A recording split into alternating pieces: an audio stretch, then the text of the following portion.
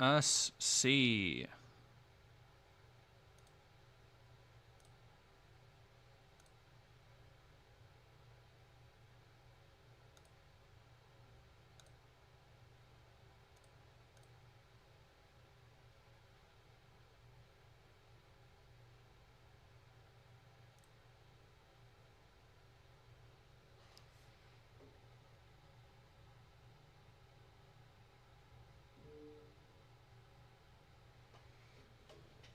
All right, we're back. We're back.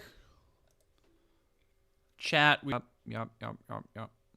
Gears of War midnight stream. Kind of. I have food on the way, and then we're about to start. We've been playing Gears for a couple hours. We're about to start Mass Effect pretty soon here.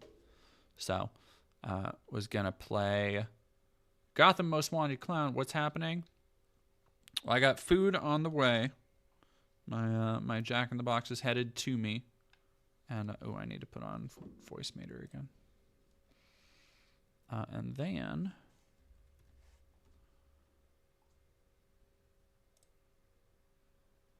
do that.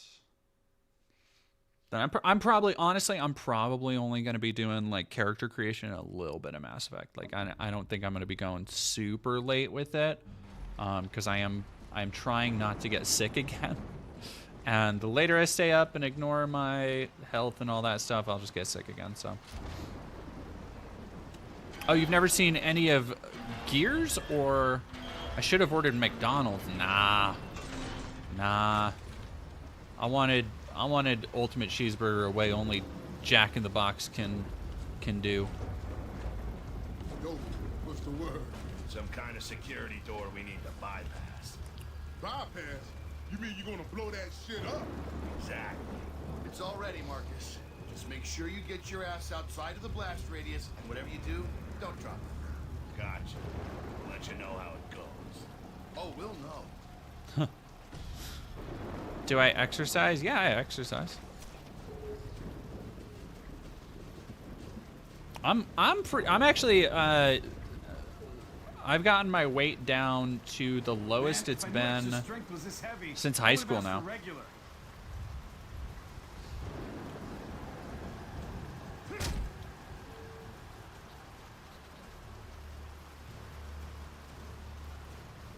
Never seen or played a Gears game, however, you should definitely take your health into consideration. There you go. Thanks, Jack.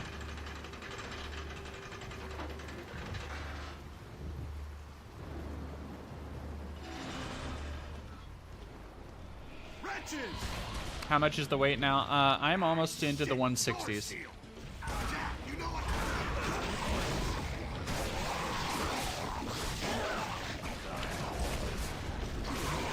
How is a Boltok not fucking destroying a wretch? Come on, man.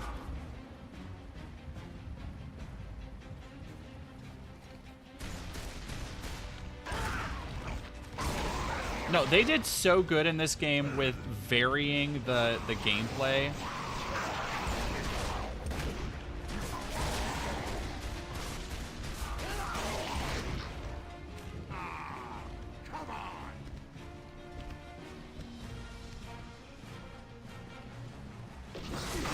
Fuck you.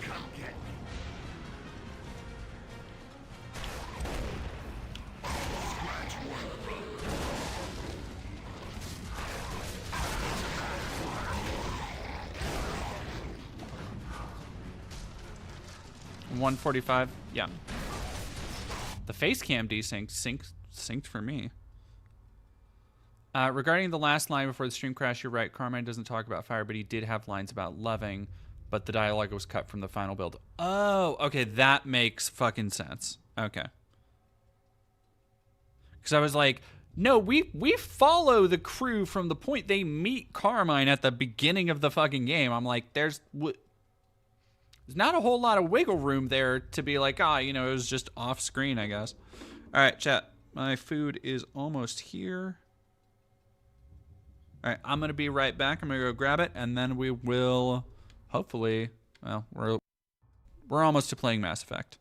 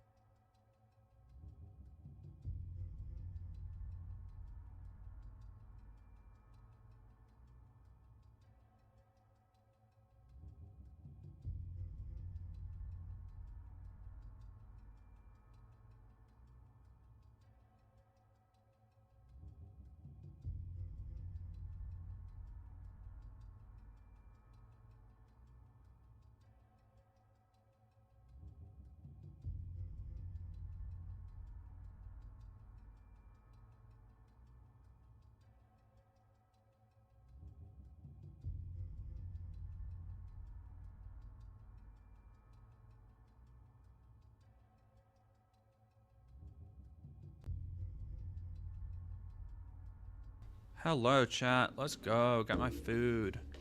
All right, let's do, yeah, let's do,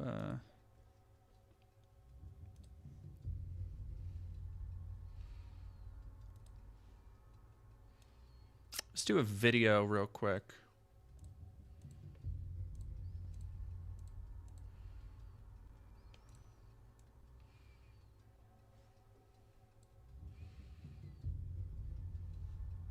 I don't think it was the download that was messing with the stream.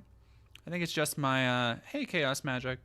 I think it's just my stupid dumb shit.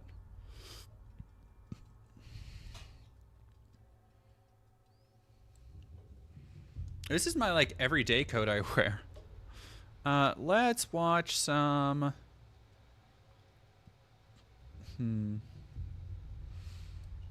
Yeah, let's just watch some of Emma's new video. I haven't watched any of it yet. I just need something to put on while I eat.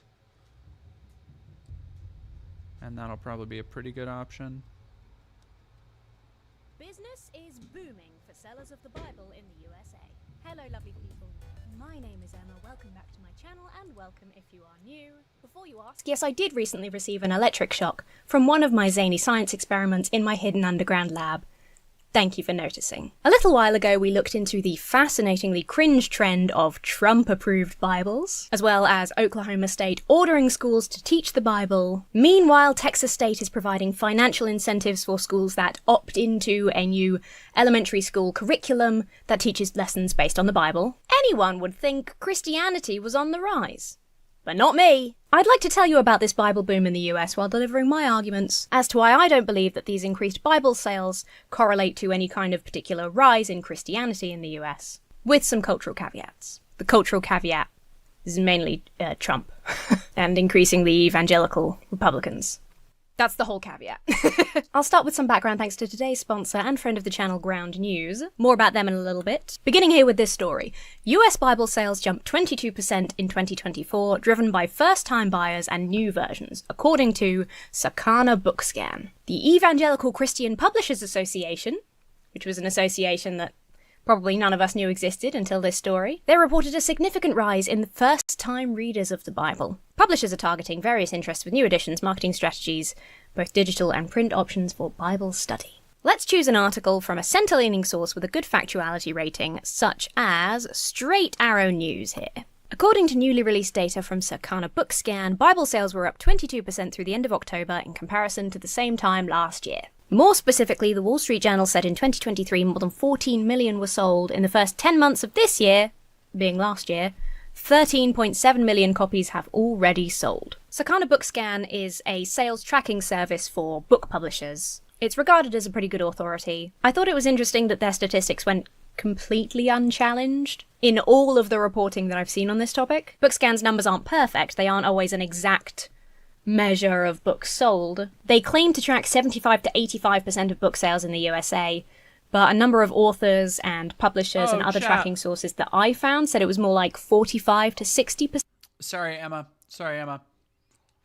Somebody, I gotta see more of the deets on this. What the egad? Who the fuck? Full-blown video. 19,000 views, November 21st. I don't know who the fuck this is. I hate how they put fucking comments at the bottom. Get called a slur once and realize, is that? Dead domain is proof of spiteful mutant theory. Ooh, I love the drama about me.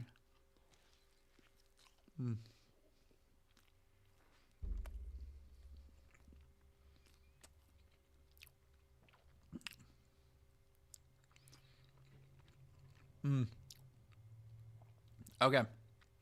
Dead name domains. Hey, that's the closest I've seen to an actual fucking joke.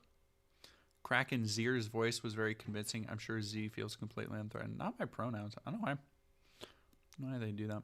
Dead Domac. Ah, classic. See them all.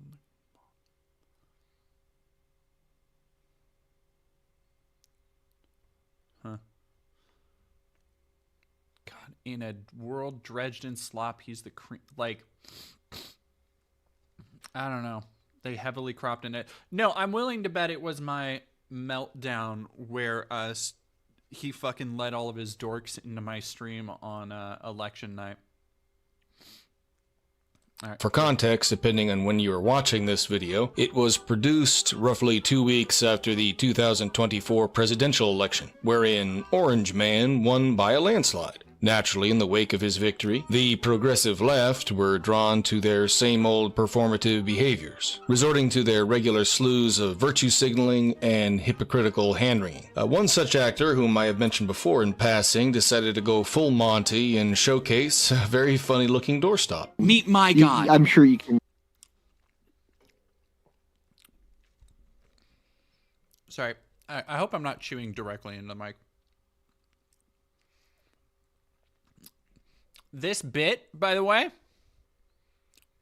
it was very clearly a bit. I'm gonna be, oh God, please take it so seriously. God, I hope he takes it seriously. What do we want to bet, chat? What do we want to bet he took it super seriously? Sean Lee, thank you for subscribing. Fatima Soberanias, thank you for subscribing.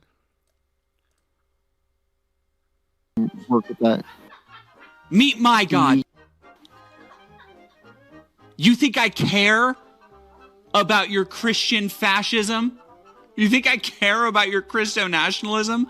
I don't give a f. You don't scare me. You are scared of me. You are worried about me. And you should be. I am going to...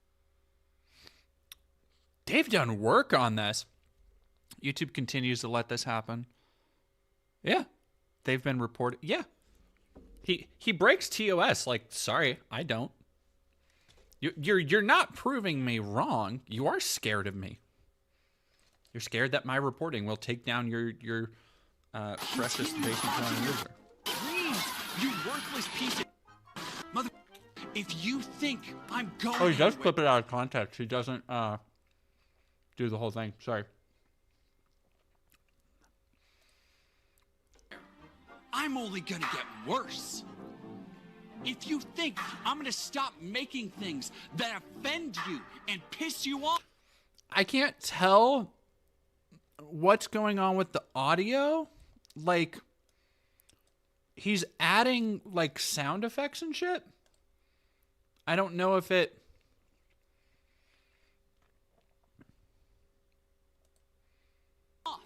You have no idea how deviant and degenerate things can get. Ugh. Brother, ugh. What's that? If you think people... This is just fucking, like... I love this. This is great. It's just like C-tier memes. You're not disproving me. The Twitter twink incident. Hey, I rectified that. I rectified that, Banana Prince.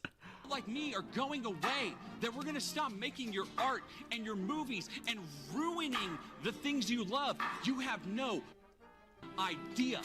We will take every... Is he playing the Is that the audio from the Bear Jew entrance in Inglourious Bastards? I don't think that scene goes the way you want it to, buddy. You should actually watch that movie. Everything from you because it was never yours to begin with. And let me remind you that on YouTube, this person is freely allowed to put on such a performance, while at the same... I'm freely allowed to put on such a performance. Did I threaten anything? The only thing I really threatened was to continue making art that pisses you off, to continue doing things that piss you off, which just by existing, I do. I am freely allowed. Sorry, we're on a tangent now. We're on a tangent now, chat. Same time, decries others for their own displays of extremism. In other words, apparently you are free to showcase your reverence for some goat-legged demon thing. Oh yeah, it's because first off, a Baphomet statue is not Baphomet's not a real god, and like, oh my god, by equating me holding up a Baphomet statue and saying this is my god to Synthetic Man's harassment of people, to Synthetic Man's open incitement of violence and saying people should die because they disagree with him, that people who disagree with him are subhumans who deserve to be shot in the head, which is what he does fairly regularly on his channel. Like, you are proving how much I scare you. You are proving how much you take seriously things that are just not not fucking real. Like, what? Can you see why I wanted you to cover this? Yes, Critical Ox. This is... Let's go. But, of course, you can't say the N-word or use F-slurs, and you can't talk about the... Dog. Me triggering you, which is what is happening here. I have rustled his jimmies. Jimmies successfully rustled.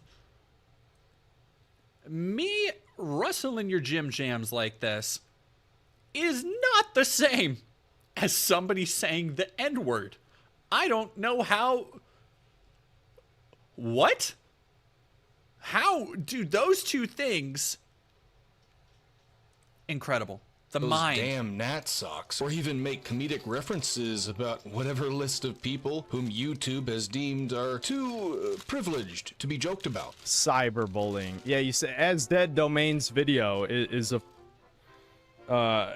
2 hour, how long is it, like 2.5 hours or something? 2 hour hit piece on me. Yeah, that's... I talk about it at the top. It's not a hit piece when it's in your own words, buddy. But I'm glad you watched it. I'm glad you watched it. Hopefully you can learn something. I didn't... Oh, God. I don't want to really talk about that. I didn't want to... I don't want to make it too personal, I guess. But I did have somebody... I don't think I ever got back to them. But I did have somebody who was from Synthetic Man's life. Somebody who knew him personally who reached out to me, who emailed me, and said that, like, I was, like, they didn't agree with, like, political views I had, but I was basically right about what happened to him and how he's just pushed people away. Like, sorry. You can say a lot of things about me. You can say I'm biased. I am, obviously.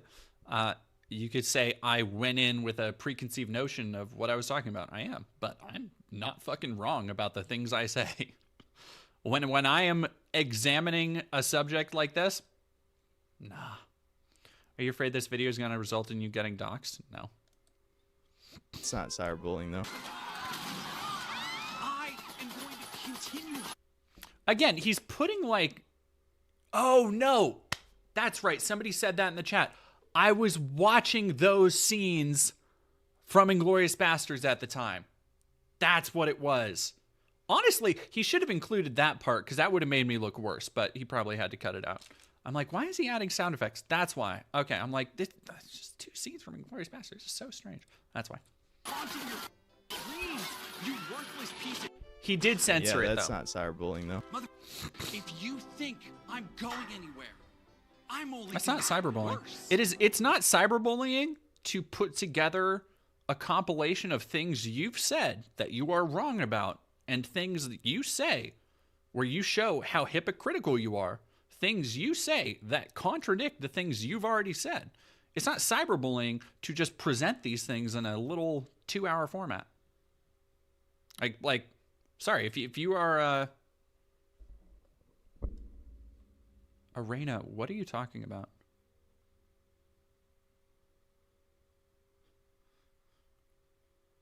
Yeah, Arena, you're... If you need help with something, a YouTube chat is not the way to do it.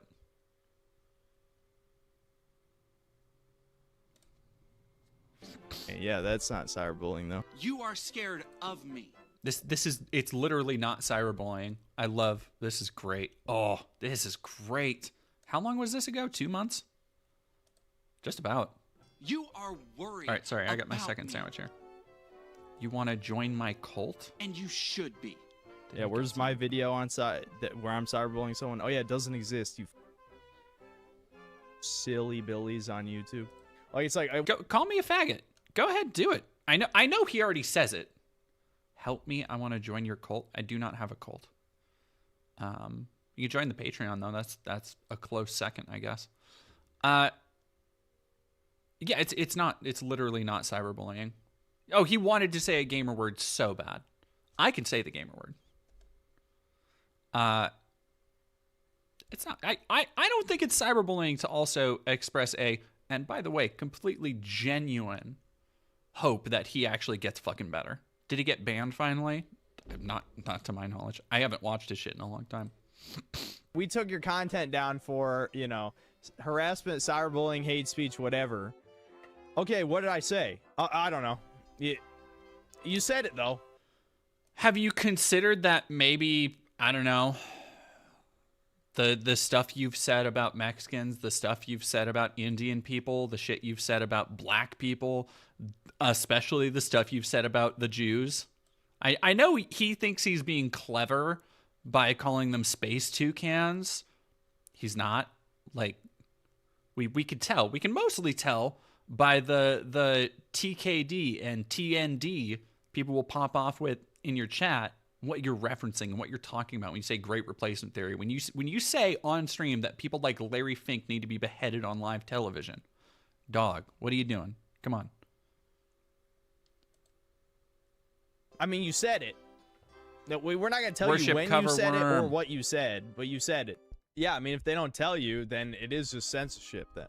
Yeah, I mean, legitimately. That's not how You could say censorship works. all of my streams have hate speech in them. Like, basically, if you stretch the definition of hate speech, probably every stream I've done the past year is hate speech. Basically every single one. YouTube recently flagged one of the Smudcasts for hate speech. This is from episode 153, titled Items in Open World Games Are Boring. It was made in December 27th, 2020. YouTube then had me do a 7-step questionnaire about hate speech, which was very odd. Was this his thing? I don't know who the fuck. I don't know who this is. Yeah, Space Toucans is a hell of a euphemism, man. Holy shit. Yeah, it's fucking. Yeah, I don't think you're nailing anything, Arena. Yeah, the Space Toucans thing is so fucking dumb. And they think they are super clever. Like, they really think that, like, nobody knows what they're talking about. And I have a feeling YouTube doesn't really know what hate speech is. Apparently, if you think people in your opposing political party should be removed from society, that's okay, because that's not a protected group. Does YouTube honestly think kicking people out of society for having differing political views is fine? If that's not hate speech, then what kind of discrimination?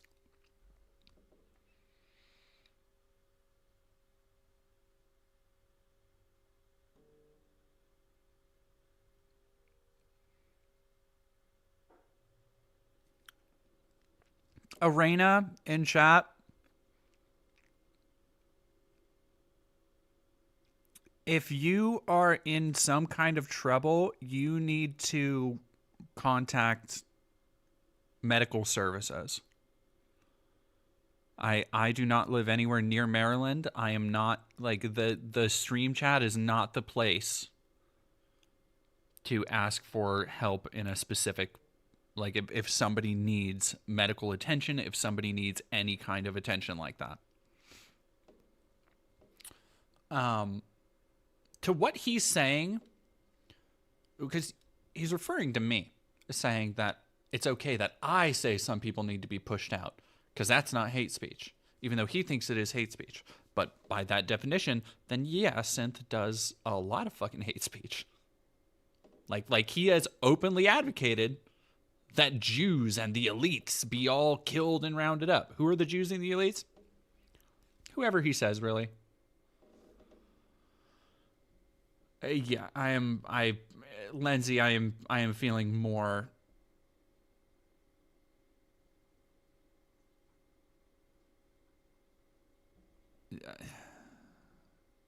Yeah, Banana Brains. If Ariana keeps talking in chat, just block her.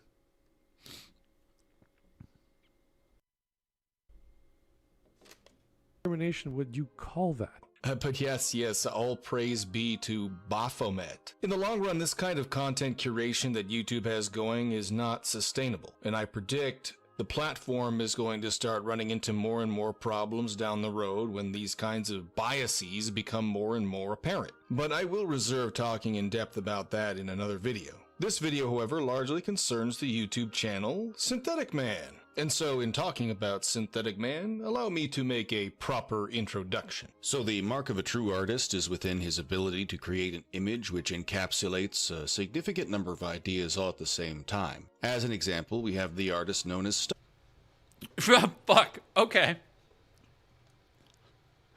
I was just gonna make a joke about like, the mark of a good writer is to be able to say big words, forsooth, whence getting point across very longly.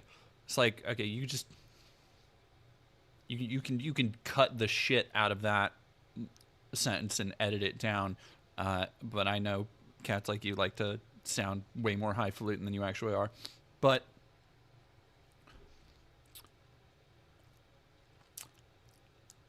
the ability that, like, the idea of being like, the mark of a true artist. Let me talk about Stone Toss. And then you're like, but we don't want to push anybody out of society. Here's this Nazi. Dog, seriously? Seriously? Come on. Stone Toss. And here we have this image. A pink-haired character who represents the progressive left is confronting a man wearing the Southern Cross on his ball cap. "Why do you hate black people?" asks the leftist. And in response, the man with the hat announces, "I am racist," to a black woman nearby, leaving her initially shocked. However, as we can see in the final panel, she blushes, clearly infatuated with this display. And here I'll endeavor to explain why the idea this cartoon conveys also tells you everything you need to know about the appeal of the YouTuber Synthetic Man. You see, today we live amidst a sea of performative activism. Performative being the key word there. In a world where it is becoming increasingly difficult to draw the attention of the masses and influence them as one wills, various activists are incentivized to become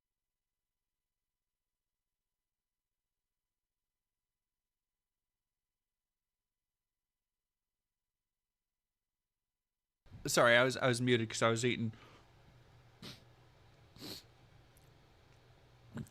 What is with the way this dude is fucking talking? Like, the way one wills. Like, he really fucking... He's putting a spin on this that is like, you gotta bump up your audio quality a little bit before you can start saying, what one wills and shit like this, dude. Become more and more performative, all as a means of staying relevant and maintaining their influence. The problem with performative activism, however, is that after the buzz is worn off, what substance is left? Where do we go from there? How then do we go about living our lives in ways that are different and significant? The problem... Fight 596 High School Essay Core is the perfect way to describe it. Holy shit. High School Essay Core as fuck. That's so good. That's so good. He's copying Matt Walsh. He might. Also, very funny to say that, like, he's showing Hassan as an example of somebody who's performative. Very funny to say Hassan is an example of performative activism when Hassan is literally out, like, on the front lines of the California fire right now, interviewing the prisoners, the indentured servants who are basically firefighting slaves, and showing the world with his massive fucking platform, showing the world what it's actually like there. Like, what the fuck are you doing, dude?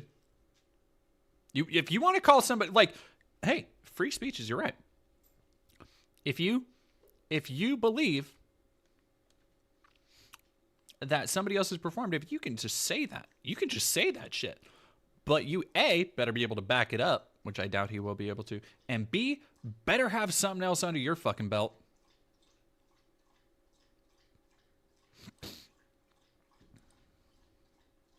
problem with the current flow of media is that the road to achieving anything meaningful and relevant to our lives is constantly being impeded by arbitrary roadblocks that, even as we pass them by, we're left wondering, why did they need to be there in the first place? For example, why listen to people who, for the past 8 years or so... All you needed to fucking do there, like, you could have cut... God, is the entire video like this shit? This is like Jordan Peterson on a bender. I've told you that Lucas... Well, no. Yeah, okay, Jem, I saw your second comment, then I saw your first. Fun fact, Baphomet was invented by Christians around about the Reformation, plus a century to lambast the Templars before it got picked up by early modern ceremonial magicians in Crowley. Well, so... Baphomet, it's actually believed by some, it's kind of, the origins are fuzzy, but it's believed to be a disambiguation of the way they would have pronounced Muhammad, because it was connected to the Templars, and it would have been Mahamut that got disambiguated into Bahamut, or something very similar to that. But yeah, like, it was not, Baphomet is not a, like, demon in the Bible. It's fucking... Speed it up? Yeah, I'm going to speed it up. Wait, why you have pedicure on nails? That's a manicure, Somar. It was one of the Crusades. Yes. I believe so. That's I'm remembering from the last time we talked about this. Yeah, let's go up 1.5.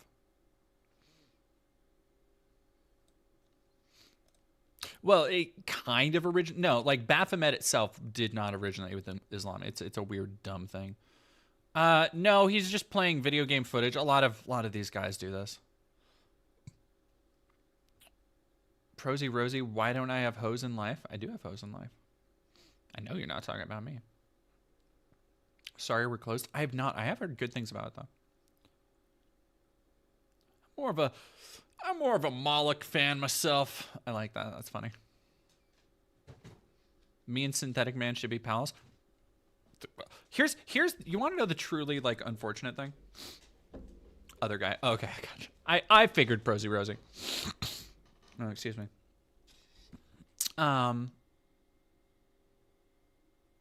Is that, like, there are so many little things. If Synthetic wasn't literally just so intent on being miserable and spiteful and pushing everything away, there are so many things that he and I would probably get along about.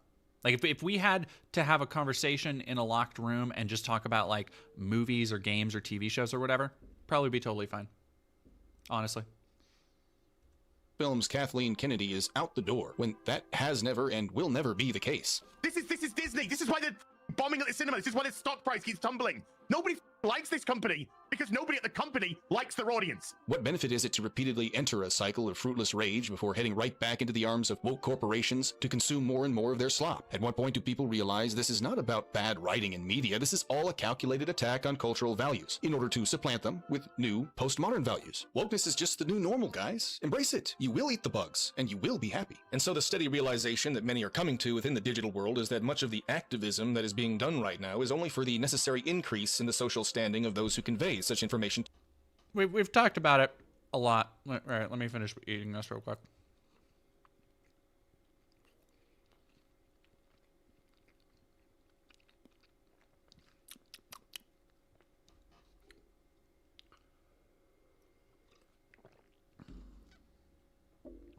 Oral, he needs a friend like you, TBH. It would probably help him a lot. Oh, my email is open. Like, honest to God. Excuse me. I've talked to the people I've talked to and had conversations, what I would call productive conversations with, both on my side of the aisle and not, would surprise a lot of people. Like, my email is open. No,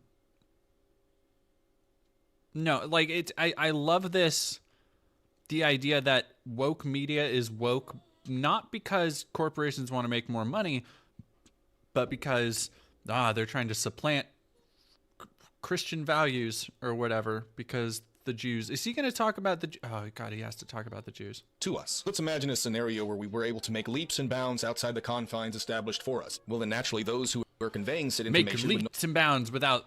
outside the confines established for us. Like, dog, fuck. No longer need to be relied upon. Their jobs would be done. And so, therefore, they keep us hanging on the same words, phrases, and sets of ideas for as long as they can. He thought he fucking restlessness cooked occurs. with this. Earlier, I had called these people grifters, but now I just call them sloptubers. Formerly grifters, the sloptubers' content is made majorly for the purposes of self-aggrandizement, rather than in devotion to a central cause. For if they were devoted to a central cause, they would move that cause forward post-haste, but they don't because they risk becoming irrelevant. One of the more egregious examples of sloptubers as of late was the channel Andy Pants Gaming, but down the line we have less obvious examples such as Moist Critical, Asmongold, Critical Drinker, and Mahler. But there, let us even assume one has achieved some sense of self-awareness. Aha. See, no, he just falls right into line with all the people synth hates. That's what it is.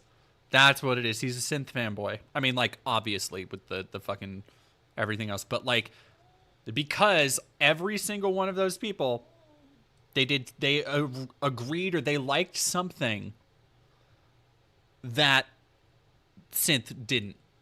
Like, whether it was the Fallout show or God of War or whatever. And so they are immediately, oh, they're Biden paid for, they're woke slop tubers. They're not real critics like Synthetic Man, who's honest and calls out the wokeness. It's like, no, they just have like a slight bit of positivity left in their bones. They aren't just bitching and whinging about every little thing. How does Synthetic have fans, dudes like Rizzles? Well, I talk about it in the video, but like half of his fans just see him as a lolcow. The other half just like identifies with him. So, yeah, that's basically it.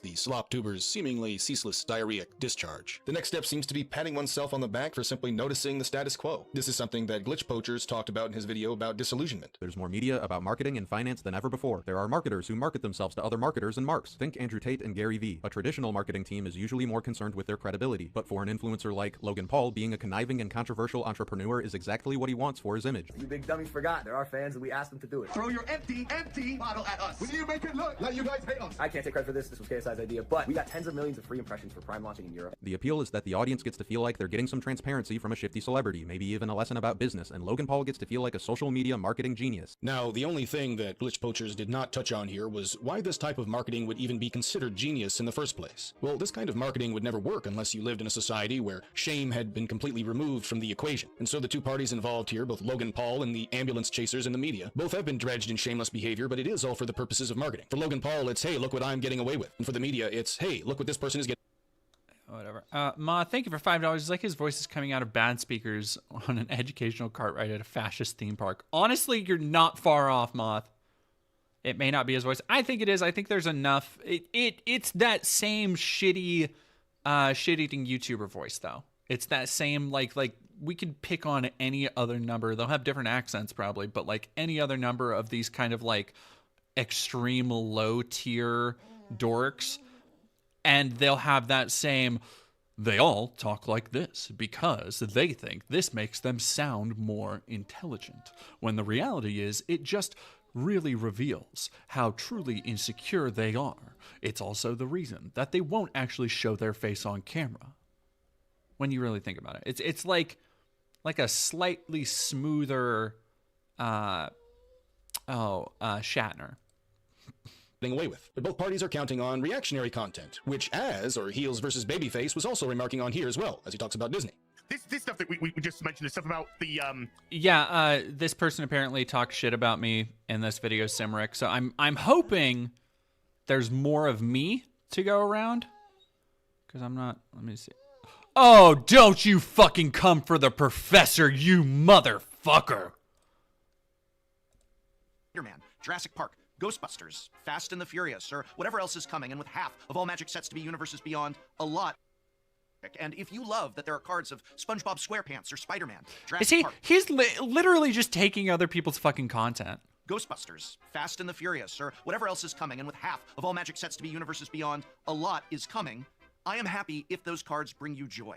I really am. You should never, ever be made to feel bad because you love Universes Beyond cards. And if you came to the game through Fallout or Spider-Man or Final Fantasy, that's awesome if that got you excited about playing this game. Notice Talarian begins by utilizing language of appeasement, so as not to risk offending anyone, but then later on turns to it. You miserable fuck. Who is he? The professor runs Talarian Community College, which I believe is the biggest Magic the Gathering YouTube channel. And the professor is just a generally big-hearted, nice, open, welcoming dude. Like, I have yet to find... Some people don't like him, but I have yet to find another YouTuber, Magic or otherwise, I've yet to find another YouTuber that is as welcoming and excited and genuinely passionate about something as the professor. Like, yeah, just fuck you, dude. Admonishing the very thing that is killing the franchise that... Oh, most people do like him. Like, most people do. He's just bitching because, oh, he's upset about... he doesn't want to offend anybody. Blah, blah, blah. Yeah, he is just a nerd who loves his hobby. Breaks my heart because half of Magic the Gathering isn't Magic the Gathering. Yeah, it's a completely reasonable take to be like, yeah, I'm gonna miss the universe and world of Magic. If it all becomes fucking Universes Beyond shit, which unfortunately it's looking like it is. Like, I feel the same. Looking at the line, I was just looking at the lineup for this year for Poditog. By the way, go subscribe to the Poditog YouTube channel where there are new episodes, or go subscribe to Poditog on Apple Podcasts. We have a very fun episode coming up in the next couple days, so go check out that podcast.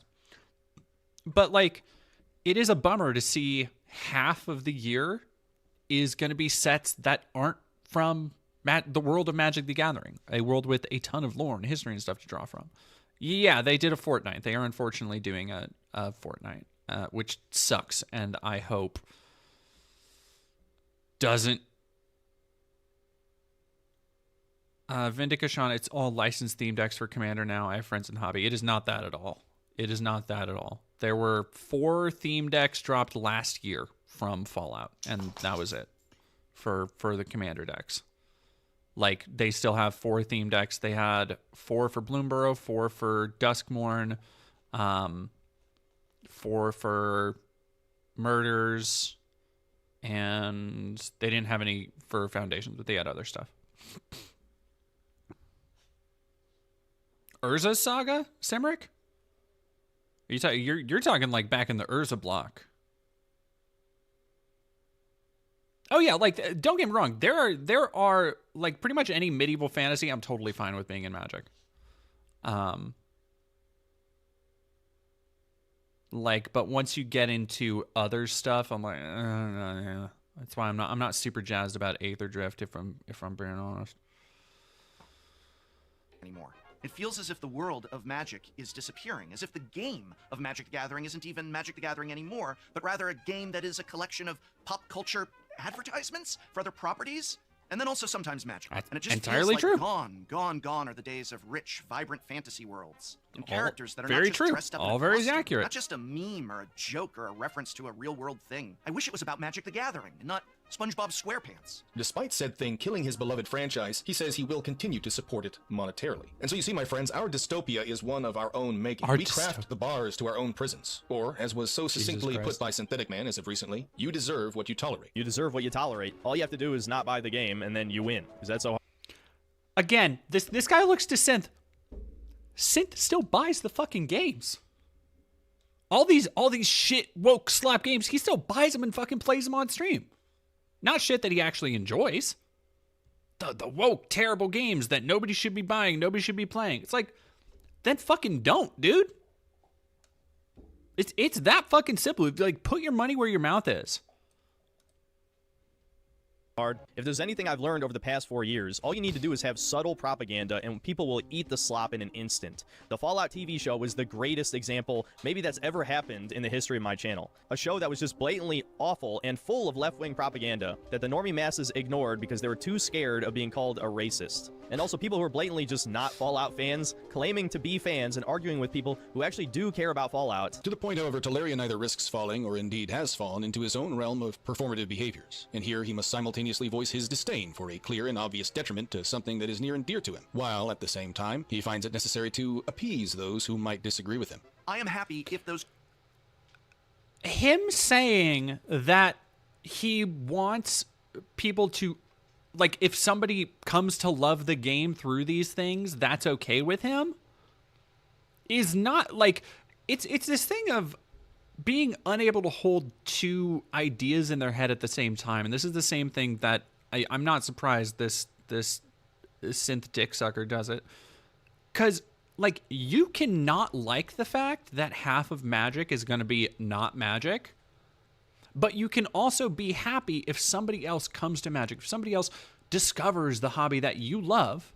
Somebody else can sit down at a commander table and be like, hey, I got into this through Fallout, but I just made my own Bloomburrow deck. I just made my own Innistrad deck. I just, I went through and I found these cards and put them together for my first commander deck from the beginning. Like, what? Like, you can have those two ideas run concurrently in your head.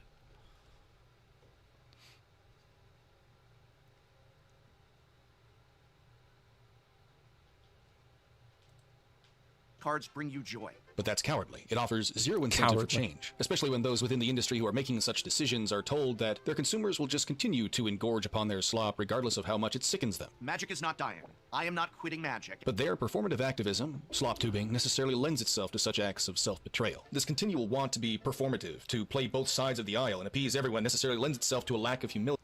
So yeah, we're getting to the point where it is just I am better than everybody else because I hate something, or I hate everything, and will not be swayed from this opinion because it morally justifies my hatred. Innistrad is basically Magic the Gathering Ravenloft, right? Yeah, kinda. I'm very passingly familiar with Ravenloft. Innistrad is like the most classic New England horror you can think of. Innistrad is vampires. It is like Frankensteins and werewolves in the woods and eldritch monstrosities and ghosts and like, oh, I fucking love it. I'm so fucking excited for Innistrad Remastered. And a lack of self-reflection, and ultimately an inability to determine right from wrong. And so naturally this will cause all to be ripe for ideological invasion, regardless of how enlightened everyone has become. As I've also said previously, a lot of this is induced by self-inflicted guilt for thoughts and feelings we do not have. That the normie masses ignored because they were too scared of being called a racist. And so as much as we'd like to blame the result of our constraints being put onto us by the power... It's so fucking funny for him to assert... See, this is, again, another thing I know. These kind of dorks...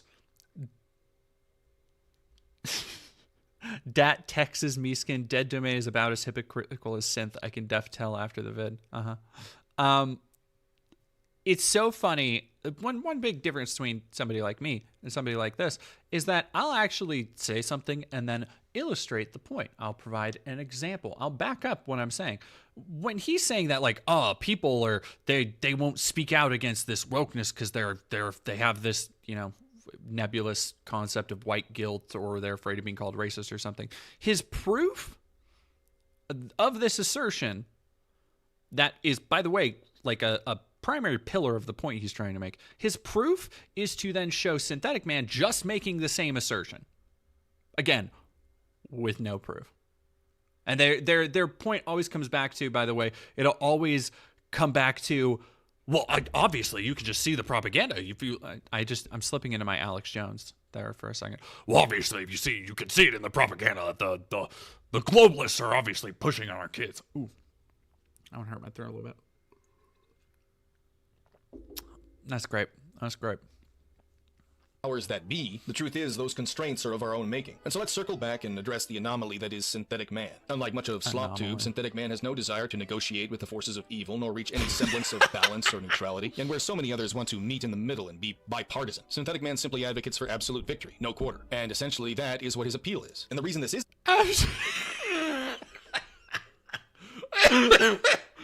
Argues for absolute victory from where? His mom's fucking basement? What? Absolute victory, no quarter. Okay, great. Great. It's appealing, and why there are increasingly more and more people drawn to it is because the progressive left has been left free to I should start a Patreon to focus on investigative reporting. I mean, I have a Patreon. I have a Patreon. advocate their positions without fear of reprisal. The performative activism displayed by the progressive left is taken to an absurd extreme. Those on the left are allowed to be as extreme as they please. In fact, they call it the new normal. So naturally, the response is to say, oh, well, if you're allowed to be extreme, well, two can play at that game. I said with Bill C-16 that I wouldn't speak the language of the radical leftists because I don't think that that language should define the game. But let's say it does. So here's the game. The world is a battleground of groups, and they're battling for power. That's it. That's the game. And some... Unironically using Jordan Peterson to, like, okay, no, I was right. It is just Jordan Peterson speak. Like, now, okay, now all the fucking long-winded explanations make so much sense. Because it is just him regurgitating the Petersonian method. Some of them win, and they oppress those who don't win. So that's how we're going to view the world. Okay, now the leftists say, okay, well, here's the oppressed people. The oppressors, the patriarchal types, they should be ashamed of themselves and give up some power. The right-wingers, the radical right-wingers look at that and they say... What is this? I don't understand where the shame thing... Well, I know where the shame thing comes from. It's them projecting. Voosh, the leader of the left. Yeah, like, great. How does anybody take Jordan Peterson seriously? He speaks like he's trying to hit a word count. Because it works for dumb people. It is the dumb person's idea of a smart person. It's like, ooh, lots of big word. Much smart. World of Warcraft explained by Jordan Peterson. Now, okay. Now you're talking my language. Oh, I see. So the game is ethnic identity, is it? It's identity politics. Okay, we're white males. We're not going to lose. That's the right-wing version of identity politics. It's like, screw you. If we're going to divide into groups, if we're going to divide into tribes, and I'm in my tribe, I'm not going to get all guilty and lose. I'm going to get all cruel and win. That is where Synthetic Man stands tall, making his based and edgy takes. And appropriately so, Stands given the tall. mask of leftism has slipped and the gloves are off. And of course, if you too notice something important to you, something that you love and hold dear is suddenly under attack, then why would you stoop to a... Love and hold dear suddenly. I can't. Okay. All right. No, are we halfway through this yet? Yeah, we're halfway through this. We got this, chat. You can do this. We can do this. Why would you gimp yourself in a fight for your culture? And with something so readily transparent and seemingly anyone who is supposedly fighting it is continually made to apologize beforehand, Synthetic Man stands as one of the few genuine voices who are in complete and utter abstinence to wokeism. Again, no quarter. Total and absolute victory. Unfortunately, however, YouTube seems to cater to only one side of political extremism while repeatedly... I love how YouTube caters to only one side of political extremism, yet he has, like, what, 150,000 subs? So... Like, if YouTube actually shadow banned him, see, this is part of the funny conspiracy is that he makes for himself, is that, like, dog, sometimes a video just doesn't do good. But no, if a video underperforms for Synth, it's because he's been shadow banned. Ooh. It's not that, like, just people are fucking tired of seeing the same shit. People don't watch things on some days more than others. People were watching other videos at that time. Can't be any of that. No. It has to be that he's shadow banned. That it's a Jewish conspiracy. Things that he and his chat literally assert. punishing the other side. As of now, this is an open secret and heavily contributes to why even those who portray themselves as anti-woke only take their performative activism to as shallow a level as possible, all to remain within the confines of YouTube's terms of service. And that has appropriately earned many within the Again, I'll take literally one example of what you're saying. You're asserting all of these things, showing no fucking proof. Like, yeah, no, Brutus Magnuson, YouTube actually absolutely caters to the right. Look at the fucking numbers that the Daily Wire shit does.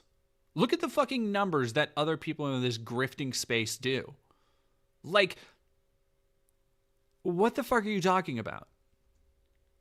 Wokes fear the attribution of controlled opposition. They are controlled insofar as they censor themselves in response to YouTube's constraints. Meanwhile, say hello to Dead Domain and Baphomet. Hey! You're new and let's fucking go. All right.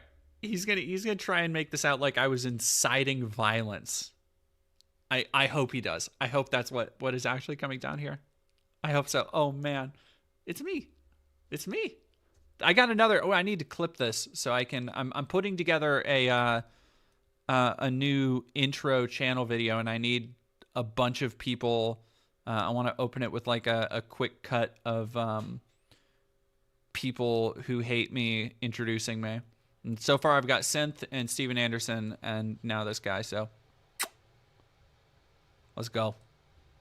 improve YouTube curators. Now, none of this is new, and often what we have seen throughout YouTube's history is certain commentators will push a rhetorical needle and get certain ideas out in the zeitgeist. In fact, we saw this as recently as 7 years ago when the alt-right were attempting to dismount the skeptic community with their rhetoric, and what ended up happening is that certain terms and phrases were then adopted by YouTube's general community, even as the alt-right were thrown under the bus. Do you remember Operation Mincemeat? It was a plan that Kraut and the people in his Discord had cooked up. Do you see the two names listed there? Thunderfoot and Sargon of Akkad. The entirety of this plan was to trick the alt-right into thinking Sargon or Thunderfoot were going to make videos. This would get a reaction out of the alt-right. That reaction would then spur Sargon and Thunderfoot into actually making those videos. They use a lie to get a reaction to make it become true. The one thing he didn't want to happen did happen.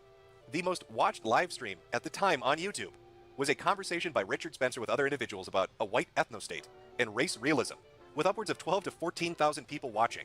I want you to imagine if you waged a war against somebody, and because you decided to wage a war, they ended up winning. That if you had not even engaged in the first place, I like this that never new would have happened. 40K game. I like that new 40K game. I need to go back and finish it. I do need to go back and finish it.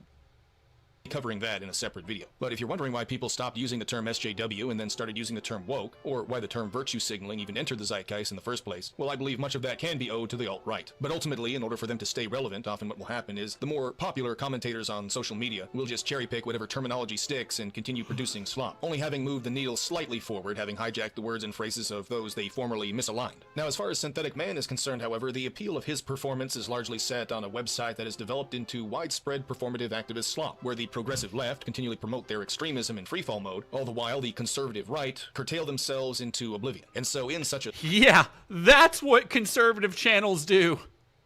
Oh boy, that's what... Yep. Curtail themselves. Yeah, sure. Okay. Oh, man.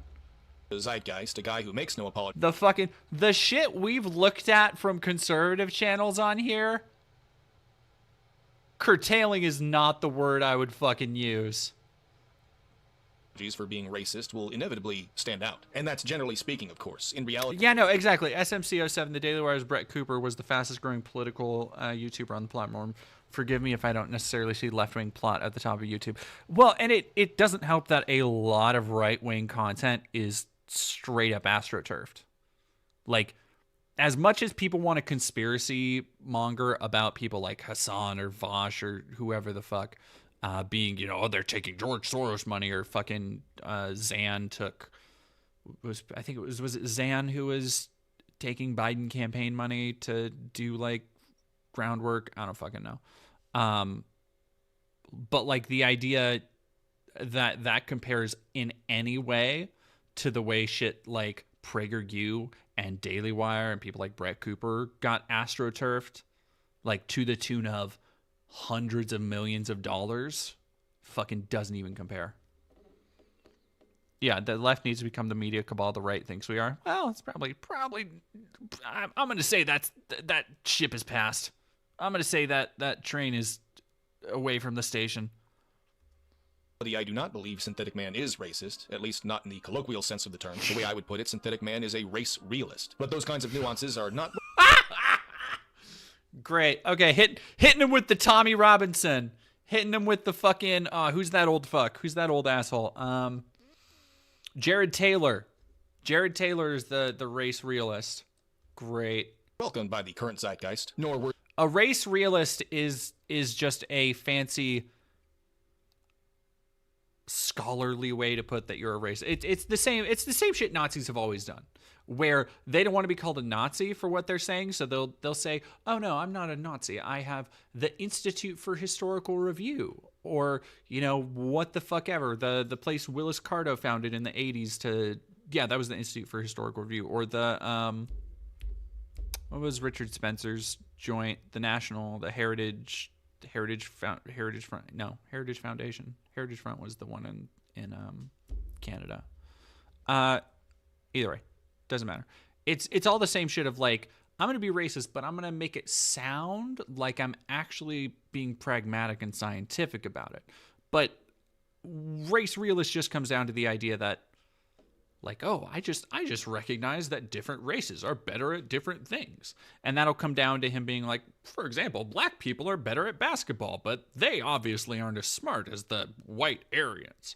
Like, that's God, please tell me what you think race realism is, dude. They 7 years previous to today, and so Synthetic Man receives a lot of scorn and ridicule for simply remaining true to himself. But in a way, this backlash against him perpetuates even more of the faux performative behaviors rife throughout YouTube, such as Turkey. Okay, move to a majority black area then. You won't. I've lived in majority black areas. Dog. Like, what is your point, dude? Do you think I'm afraid to go out around black people? I'm not. Are you, Jenkins, are you a race realist? Is that what you want to say? Yes, thank you. Bruce Magnuson, National Policy Institute. All the fucking institutes sound the same after a certain point. Tom pretending to be outraged at Synthetic Man's racism and anti-Semitism, despite the fact that he himself is guilty of stoking such behaviors. And for the record, those who insist that Turkey Tom was just a teenager when he said all those things, clearly you do not understand where the hypocrisy actually is. Becoming more mature means you acknowledge pattern recognition. You realize that all these ideas of racism and bigotry are not as black and white, a pun not intended, as... Very funny. So, if you were actually really mature... like I am, obviously. If you were really mature, you would think the exact same thing I do and see it as just a perfect diegetic between me being right, everybody else being wrong. But yet things aren't so black and white, even though I'm determining everything I think is good, everybody else is a wrong degenerate. Grr. Our current zeitgeist would have us believe. The problem with Turkey Tom right now is that he too is at risk of adopting language of appeasement and essentially becoming just like iDubbbz, building one's empire off the back of base takes and a based audience before throwing them all under the bus when one seemingly becomes too popular to fail. So if we go back to the Stone Toss comic, I believe we can formulate a picture as to where we are now. Fuck, I completely forgot. What fucking point does he think he's making? God damn.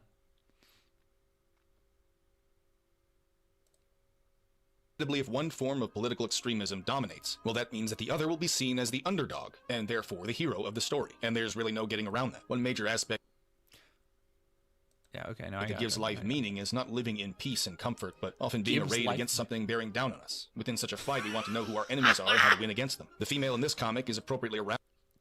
Dog! Again, just like assertions with no actual basis. Like, if you want to say, okay, this is a Stone Toss comic, it's like an obvious joke about, like, oh, black girls actually like racist white boys. Like, whatever, that's a joke, fine. It's a bad joke, it's not true, it's dumb, whatever. But you're actually using it to support your argument. As if it's, like, again, man, crazy.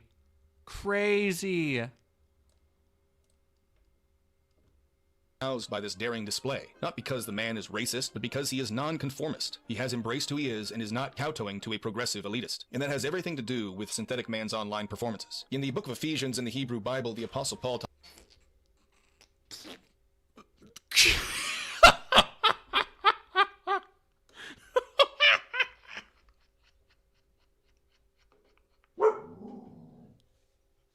He wants to...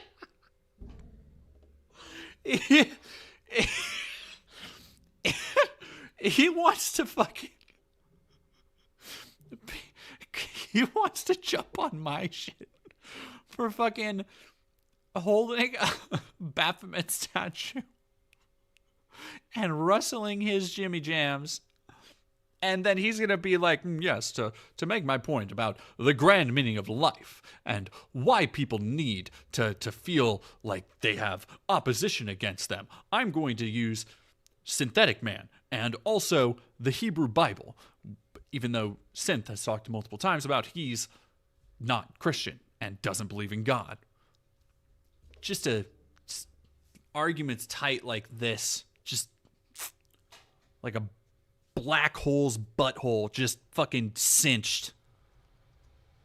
talks about struggling not against flesh and blood, but against principalities, against powers, against the rulers of the darkness of this world, against spiritual wickedness in high places. Why this is relevant is throughout storytelling, the forces arrayed against the heroes are often in semblance with the hero's own ideals. Face your enemy, face yourself. The dragon we must face within this day and age is one that... Please, oh, he said dragon. Oh my god, he's a fucking...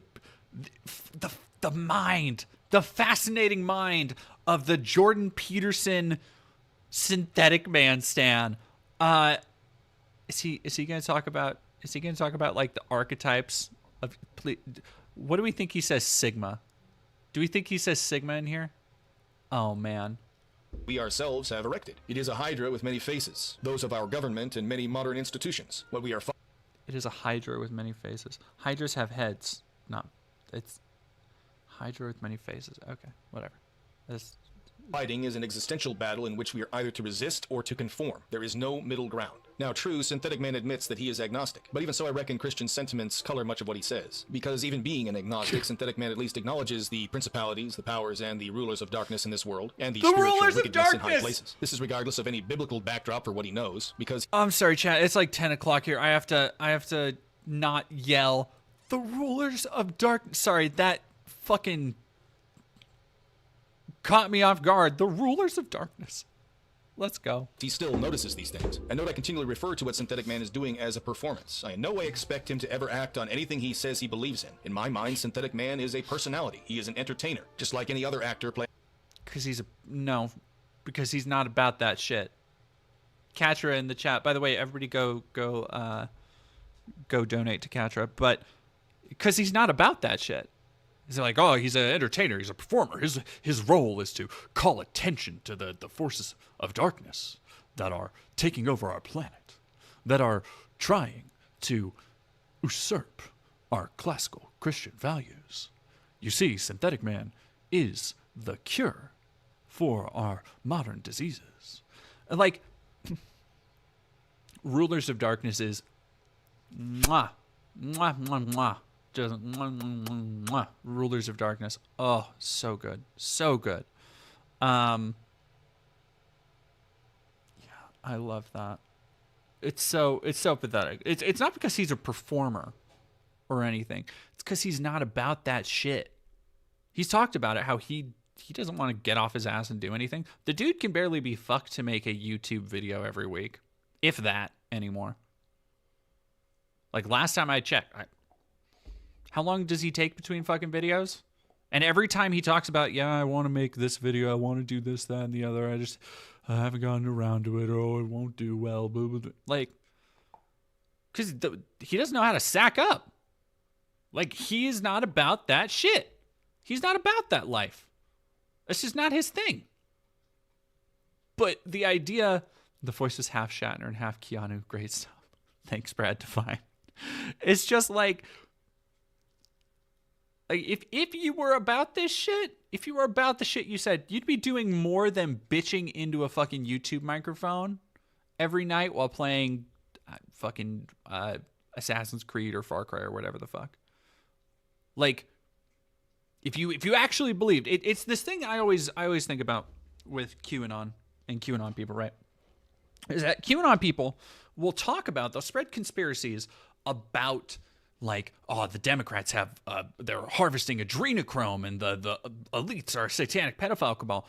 Dog, if you and thousands and hundreds of people like you believed truly in your heart of hearts that right now there are people out there murdering and raping babies to get their adrenochrome, if you actually believed that, and you weren't just saying it as some crazy fucking LARP you've concocted to justify your ideological opposition to something, if you actually believed that, you should, with every fiber of your being, be locked and ready to rock. You should be raiding some fucking compounds or some shit. And you every now and then you do get somebody. You get like the fucking the Comet ping pong shooter. You get somebody who is too far off the reservation, who does act on it.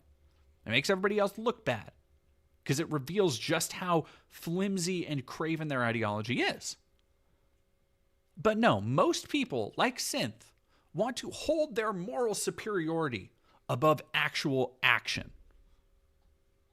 Like, he would rather sit and bitch and moan than actually organize anything, than actually take any additional effort. Because from the safety of his mom's fucking basement, it allows him to feel better. Yeah, I know. I saw the Pizzagate gunman. I didn't fucking realize. I didn't fucking realize the Pizzagate gunman apparently is Haley Welch's brother. You cannot fucking tell me. You cannot tell me there's not psyops there. Yeah, Vindication. Performative racism is a great fucking way to put it. I used to go see Echo Astral there when I lived in DC. I should go there at some point. That is also most of the online left. Yeah, I mean, Simric, you're not wrong. You're not wrong. Like, most of the people online will talk big shit and they're not about that life. They won't fucking do it. Now, the cats I hang out with, not so much. The people I know, no. They're about that. They've fucking pinned the fundraiser link. I posted it in chat. Okay, I missed it when I was going off for a second. There we go. Whoa. No. Okay, I gotta do it. Go back to the thing.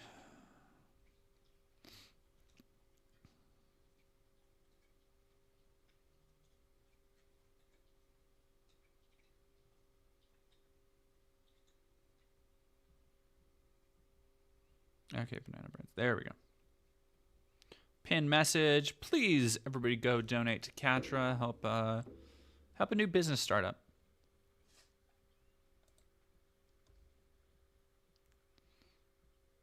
All my friends are afraid of consequences. I mean, like, look, there's a rational fear of consequences, but there's a difference between being understanding consequences and being afraid to act. God, the disability rate of the online left soars to 140 anytime you encourage them to go to a city council meeting or exercise. The exercise shit annoys me so much. The way people tried to, like, oh, well, saying you need to exercise is fascism, actually. People need to really unpack things that are fascism coded versus things that they just don't like or don't want to do. It irks me so bad. No, you should, like, dog, if you think you're going to be part of any kind of physical revolution or you think electoralism is going to fix anything, like, you think you don't need to be working out, I don't know what to say. Guys, don't you understand it's the world's fault for not giving Synthetic Man everything in a silver platter and everything he demands? Why should he change if the world itself can change? Except it did. The dude has been fucking given everything. It's crazy. There's a Pizzagate connection to the Hawk 2 grifter. I think so. I can only find things refuting Welch's brother. Okay. Vitoval. All right, it's false. All right. Never mind. I had seen it. All right, never mind. I'm spreading misinformation.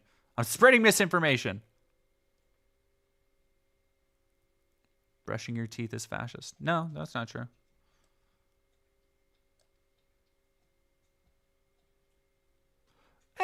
Michael Morbius. Love your film, by the way. Synthetic Man doesn't like LGBTQ stuff, but likes trans food. Porn his hate is probably because he's in the closet. I don't like doing the speculating on somebody being in the closet because they hate on queer shit.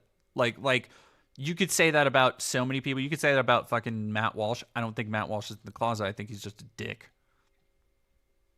I'll bite. What the fuck is Pizzagate? Oh, Pizzagate.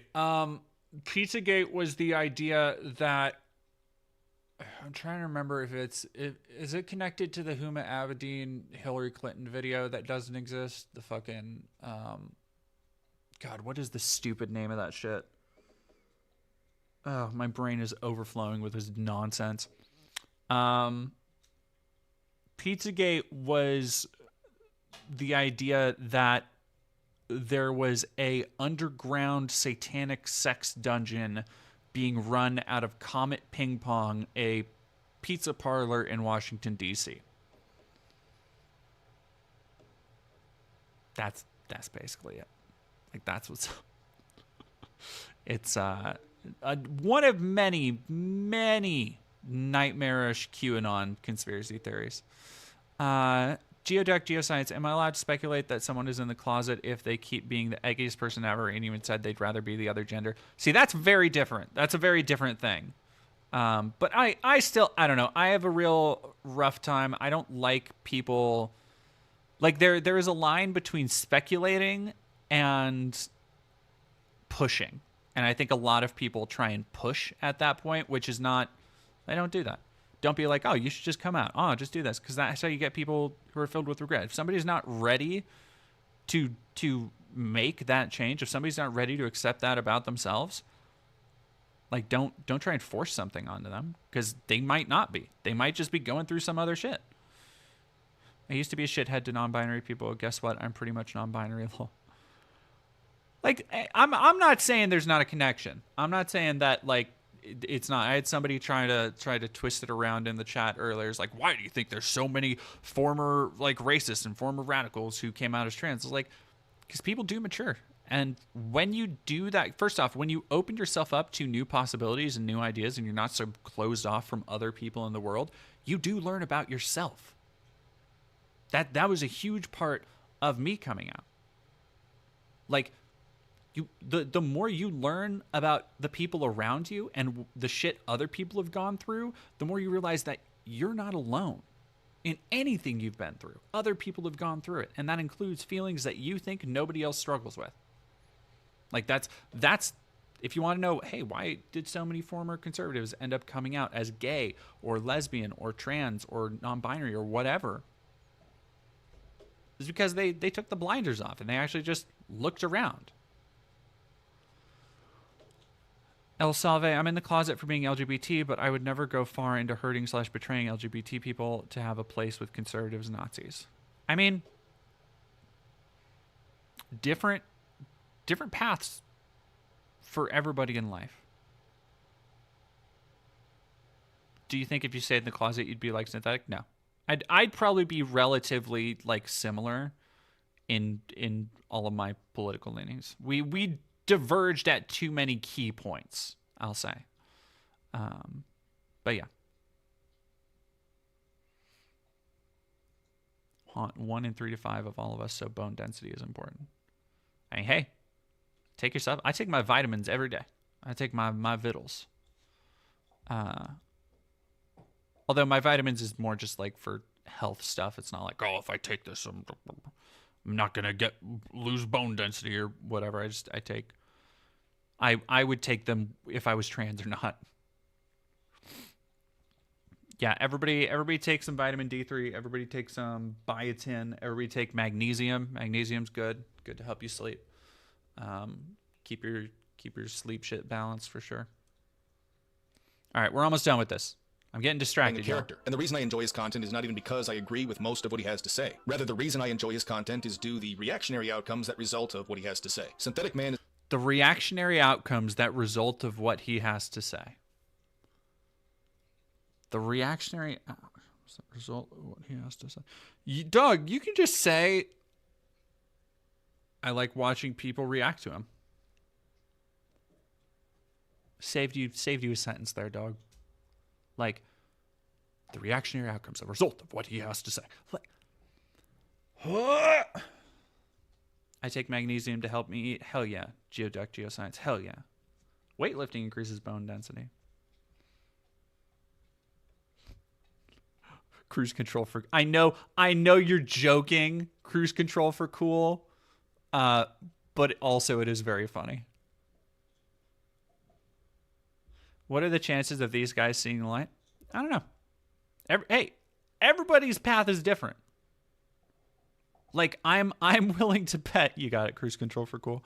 I'm willing to bet that, like, if any of these people do get a trans person or a queer person or a black person or, like, somebody in their life that can show them other experiences outside of the one they know, like, that's the real key to breaking through a lot of this shit, is somebody from an out group helping them to break it, helping to disprove all of these things that they think are just like 100% true about every example of a person out there. Just stereotypes. a canary in a coal mine. So unfortunately, we have had a couple of rather extreme years of... I will reiterate that I am definitely centre-left. But we've had a couple of extreme years of extremists, mostly on the left. Bullshit. You are a fence-sitting centrist, probably right-leaning, I'm willing to bet.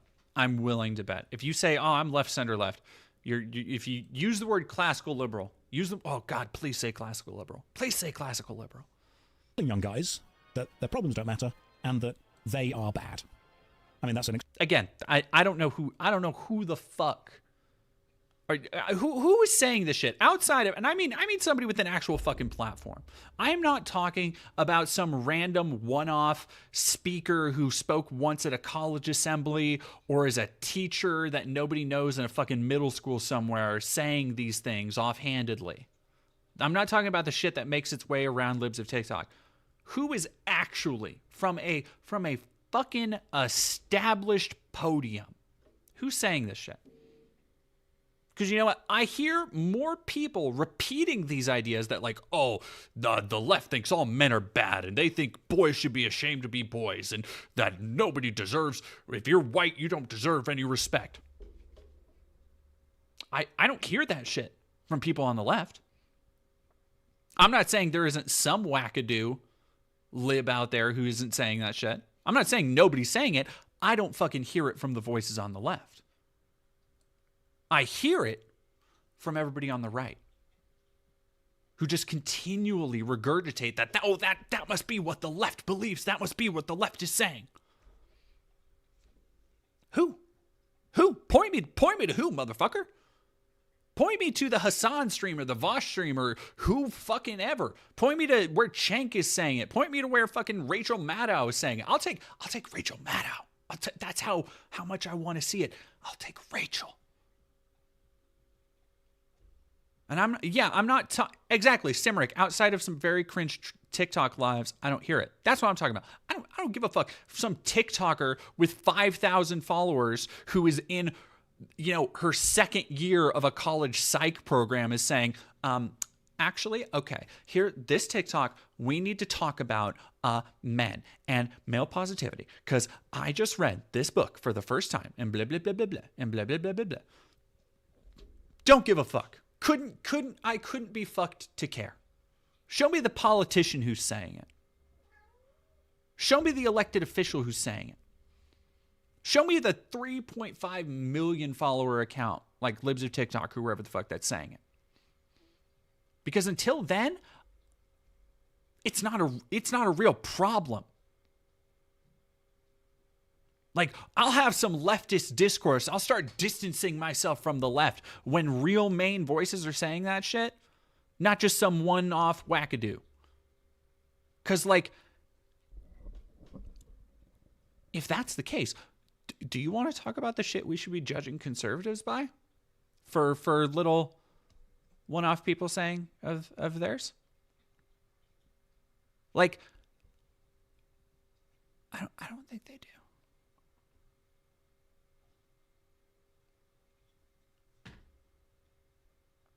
Coworker has insane conspiracy. I try and take her down from them without trying to smother her own worldview, but she comes up with answers like that all the time. Soviet Viking. People are so... El Salve, you are right. You are so right.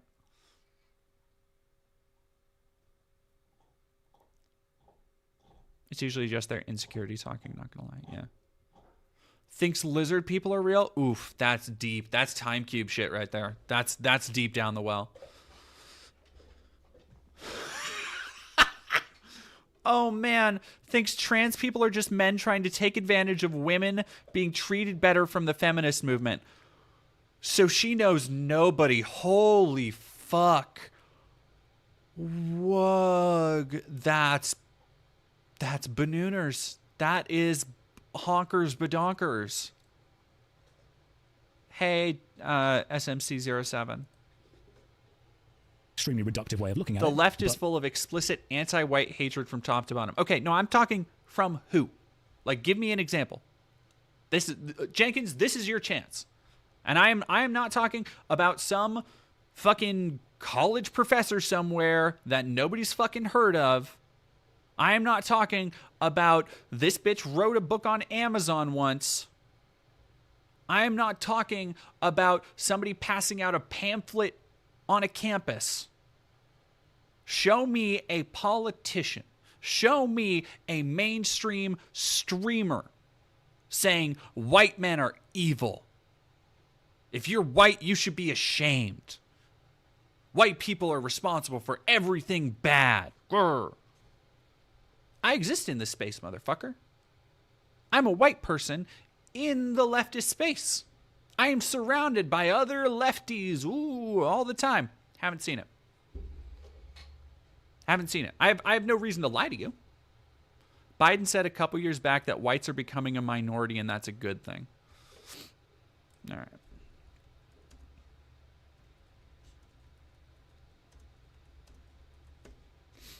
Let's look this up. White minority status, not a bad thing.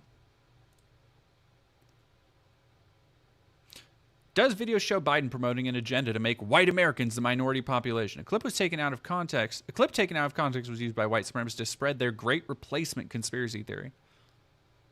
Hassan calling people crackers with venom in his voice. With venom in his voice. That's cute. Get the fuck out of here. While Biden did repeat a demographic forecast that by 2017, white Americans of European descent would become an absolute minority, that statement was not indicative of a plan or policy, blah, blah, blah.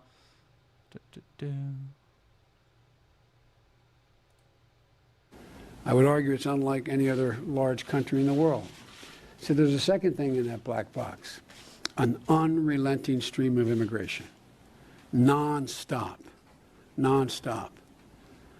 Folks like me who were Caucasian of European descent, for the first time in 2017, will be in an absolute minority in the United States of America. Absolute minority. Fewer than 50% of the people in America, from then and on, will be white European stock. That's not a bad thing. That's so what he, like... That's a source of our strength. He says that's not a bad thing. You're right. Here's the thing. He is saying that based on an estimate. And he clarifies, he's not saying, by the way, you said it's a good thing. He said the opposite of that. He said it's not a bad thing. To prevent people like that, everyone around him Biden said it because everyone around him thinks this way. Well, right now, I don't think everyone around Biden is thinking much. But 3 years ago, whenever the fuck this was, 2 years ago, he's not saying it, oh, yes, this is it's all going according to plan. He's saying that it's not a bad thing. Slow your fucking jets. Our economic stability is dependent upon immigrants. America's always been a melting pot. Whites disappearing is a strength, that's hatred. He's not talking about...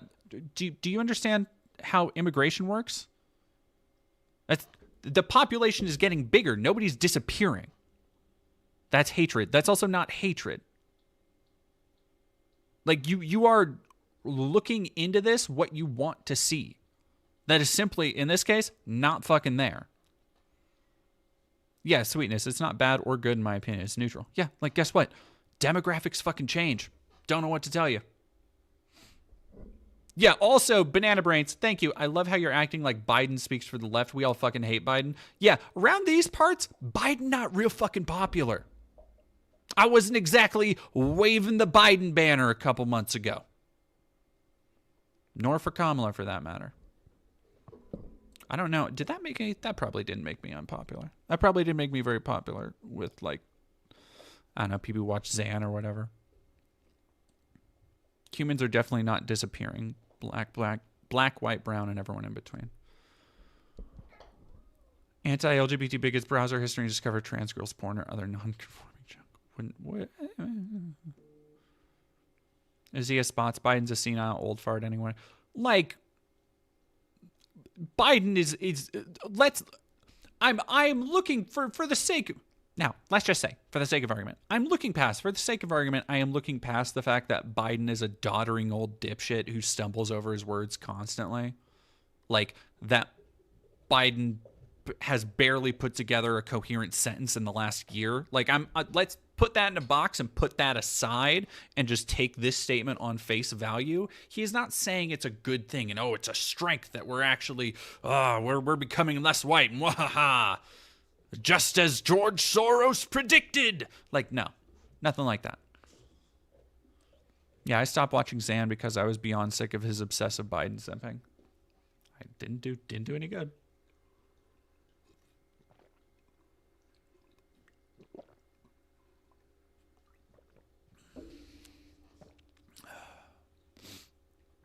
Gem, the target audience of The View thinks we're misguided scum and terrorists, I'm sure. Oh, absolutely.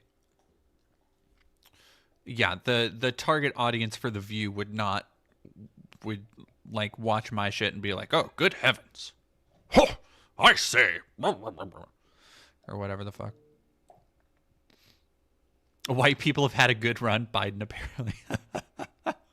It's about the strength from using all resources. Yeah, it's like no, quite literally a massive amount of our economic power comes from immigrants. We talked about when the Ohio story broke from Springfield.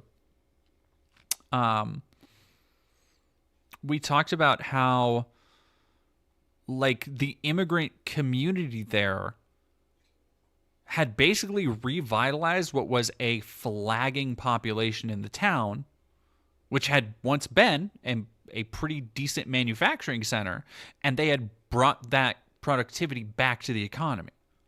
Like they had completely revitalized the economy of Springfield. And people were like, oh, they're taking everything over. It's like they were taking everything over because there was nobody there. Because everybody had moved away.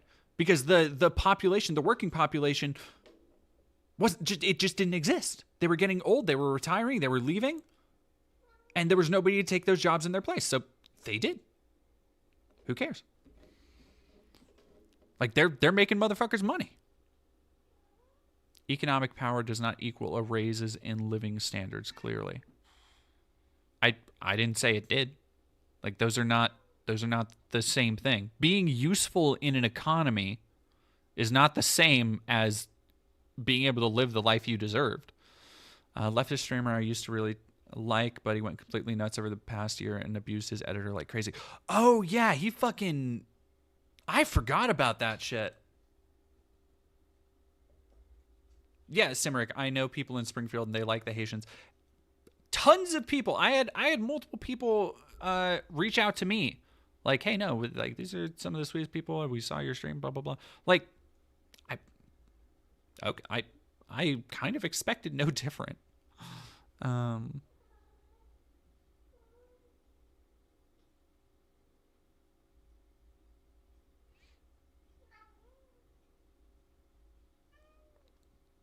Yeah, the Demon Mama drama. Demon Mama drama. Nothing else. It's fun to say Demon Mama drama. Well, no, because there was one other thing with. It was Westside Tyler, I think, had beef with Demon Mama for a second, right? I don't know. I don't fucking do any of that drama shit, y'all. Y'all know me. I don't fucking have time for that. Y'all take care of that shit on the playground. Somebody wants to say some shit about me, that's fine.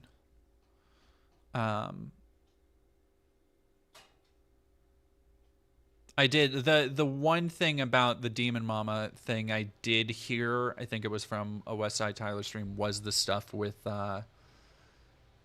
Doe, which was incredibly fucking disappointing to hear. That's a fucking bummer for me.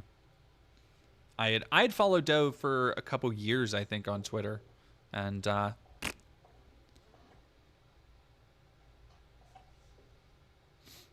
yeah, Draxus Stormscale. There's not a single representative of the U.S. in any branch of government that does not enact capitalist policy. Yeah, there's nobody. Like, when you really look at the voting that happens, it's not. None of it's for you. It doesn't matter right, left. None of it's for you.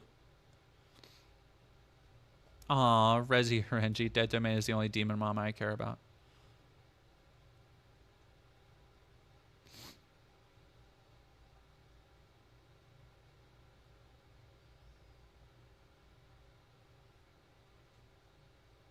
Riley Grace, Femme Destiny.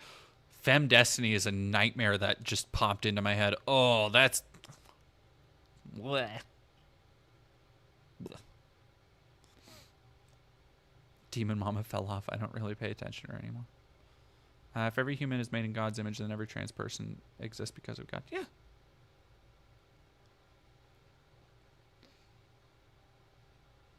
It wasn't Doe, it was Fawn.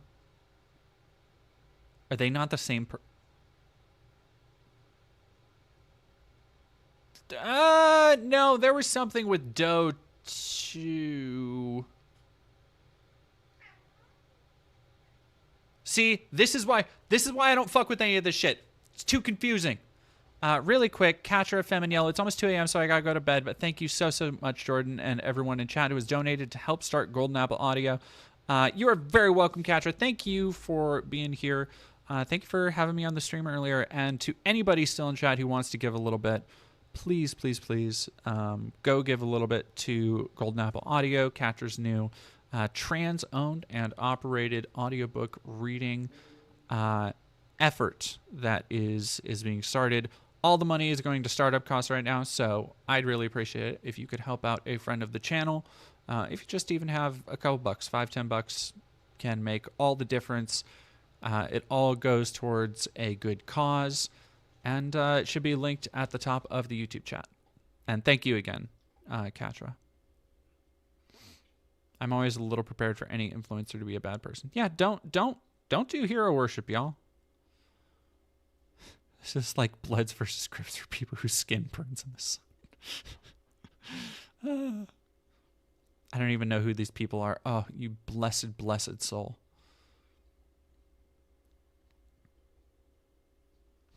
Carrie and Coyote.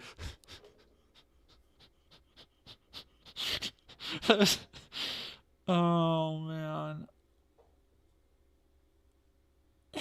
Carrie and Coyote. No, Demon Mama is dating 2 different bovine-themed people.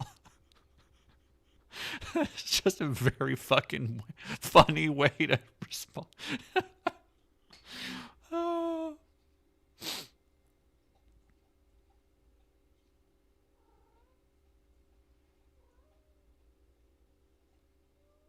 Ella Gage, worst part of the drama is people talking about it without caring anyways, even people who don't spread it. Yeah, that's a thing. Okay, so it was, if people are saying it was Fawn, not Doe. I don't want to be spreading shit. Okay, I for some reason I memory hold it as Doe, and so I am curious about why, but maybe I am just getting Doe and Fawn switched around. But that I mean, that's a big reason of why I don't want to get into this drama shit. Is it doesn't fucking do anybody any good to explain like, oh, this person was a hypocrite about this, or oh, this person was a thing about this. Unless I can have a bigger extrapolation or a bigger examination there, which is like why I chose. Like, people might be like, well, Dead Domain, what about the Synthetic Man video? It's like, no, because Synth is emblematic of so many different problems with the content space that I'm able to kind of deconstruct and get into his arguments and disprove them and do the other shit in a way that I explained this all in the video, in the way that I can't really with dumbasses like fucking Jeremy from The Quartering and shit like that. Is because they are far more inhibited, even in their moments of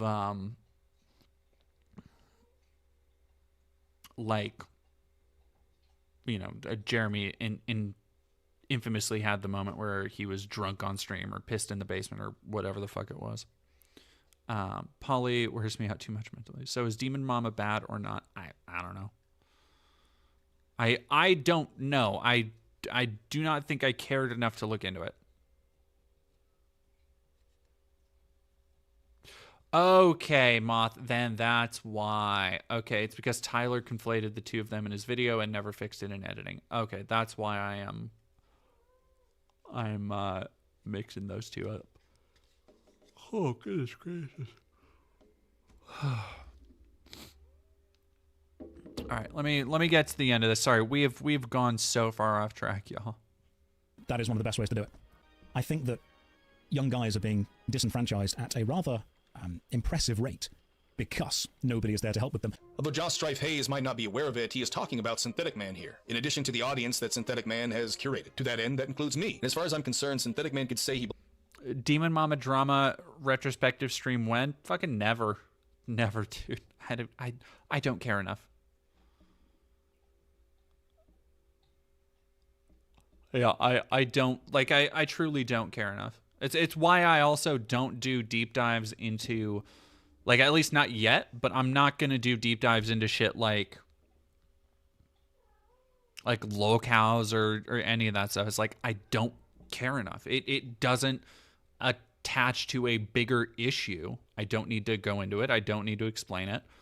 It's not interesting to me personally, certainly. So, like, I don't care.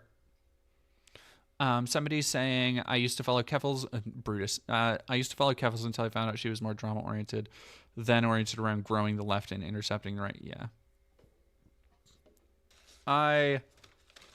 Clara's had a really rough run with it. And I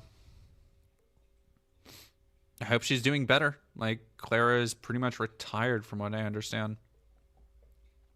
And I hope she is just fucking working on herself. Go for it. Yeah.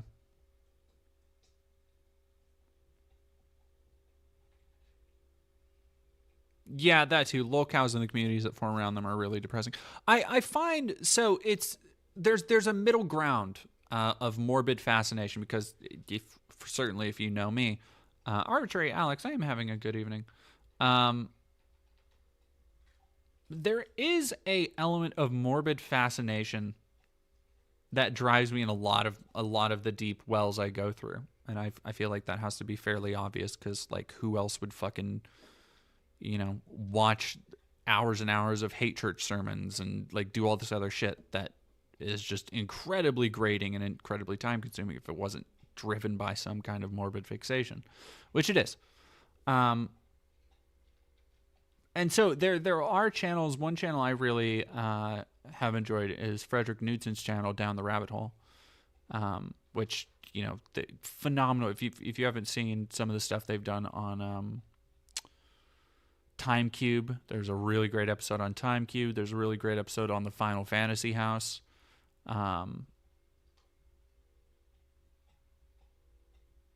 Yeah.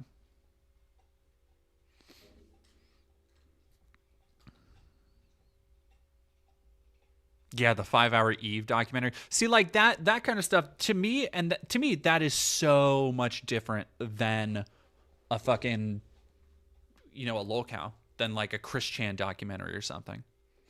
And I think Fred is probably driven by a very similar,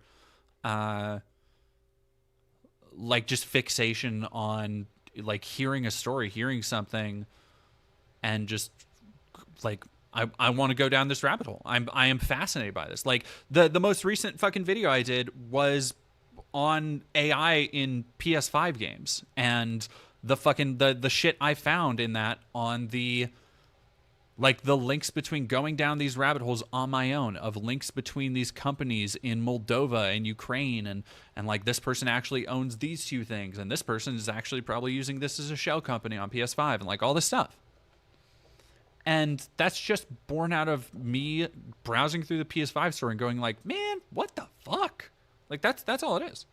The next video I'm working on is on, I just happen to have some cards right here, on the fucking Christian Magic the Gathering card game knockoff.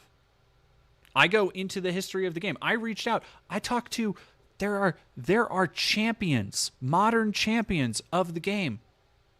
I went to their Discord. I got to interview one of the game's designers and the champions behind it. Replicant Diego, I have a question if you have time to answer it. Sure. What do you got? No, we've talked about Redemption before. It is the Magic the Gathering Christian game. Bible-based Magic the Gathering. And yo, the video I'm working on fucking goes places. Yeah. Yeah, Salem, I literally had been too tired to notice the AI Swarm games in the Xbox Marketplace until I saw your video on it, and last night was just stunned when I browsed. Yeah. Yeah. Oh, so it originated in 95, I think. And, yeah, it's been going for that long. Like, it is still going. There is a modern scene for it, even though it's like very, like it's fascinating. The story that I found out about it, some of the tie-ins, a thing called Angel Wars, man, like, and I'm excited to dig into these stories and bring them to people because I love, just like, I love investigating stuff. Has super kinky looking angels. Depend on what you mean by kinky. Basically, I've always wanted to ask, what do you think my Hispanic immigrant family is partially anti-woke, loves worshiping Trump, and conservative, even though they're not from here? That is a fascinating question that I wish I had more cultural knowledge of, because there is a... Look, as somebody who is... I mean... Oh, it's Redemption. Yeah, look up the game Redemption. Or wait, I have a video coming next week. No, Angel Wars was a TV series. Sorry. All right, I'm gonna get back to the question. Replicant Diego. As somebody who is this color, I cannot obviously speak from any point of like authority on why this is, but it is not uncommon for Hispanic people to vote Trump, and I am not sure why. I think there is, for some people, I think there is definitely a case of, and this is just what I've heard from other Latino people. I think there is a case of like, fuck you, I got mine. I think it's kind of a similar thing. You know what would probably be a good analog to talk about is, and I don't know how familiar you are with this, but in the gay community, in the queer circles, there is a bizarre contingent of specifically gay men who hate on trans people.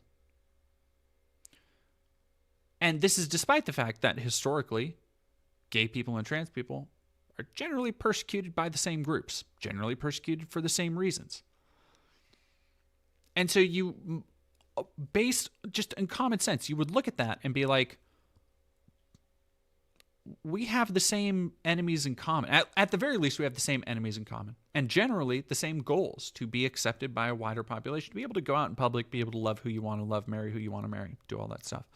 So at some point, you have to wonder, why are there so many, like, for example, conservative gay people? Why are there gay Trump supporters? Do they not think that gay marriage will get rolled back? Like, I think there is something to, on one hand, I think there's something to people thinking they are the useful one. Like, they are the one that is going to buck the trend. They are the one who is going to be like, no. They're not going to turn on me because I'm the good one. You see, the wolves eating people faces, they're not going to eat my face. Like, come on. They like me. I'm one of the good ones. And I think there is that little bit of either being one of the good ones, quote unquote, or just being like, fuck you, I got mine.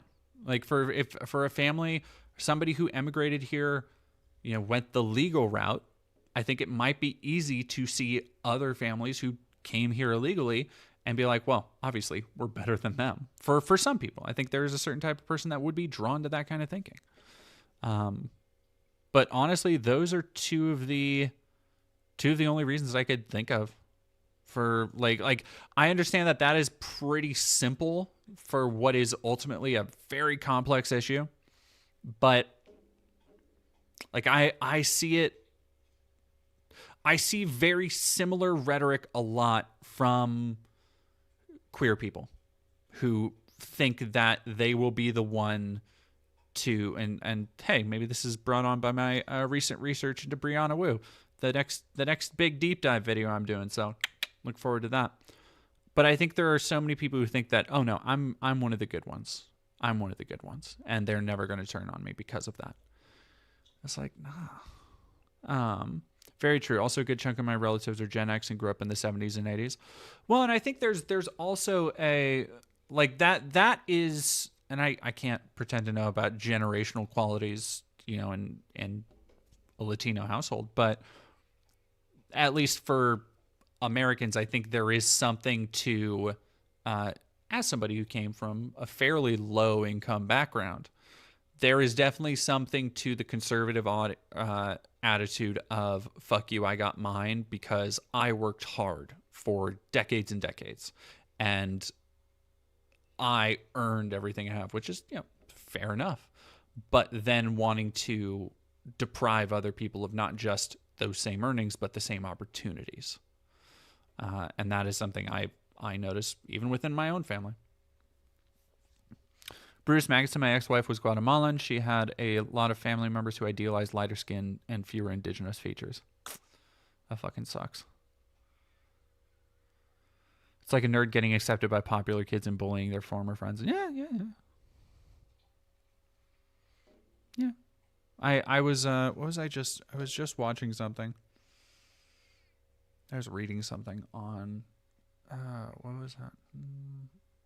Oh damn it! I had it and I lost it. But it was on the Of course, yeah. I realize that probably isn't as incisive of an answer as I would like. Maybe keep an eye on the comments of this because I might hopefully some of my Hispanic members of the chat or the community might have a better answer based on their family. Because I know this is not the first time I've heard a similar story from somebody in my community. I really wanted to ask you that. Thank you, Jordan. Of course. Thank you for asking. Fuck my kids, give me mine. Unfortunately true. We split 50-50. Half joined Young Life and the others watched the Young Ones.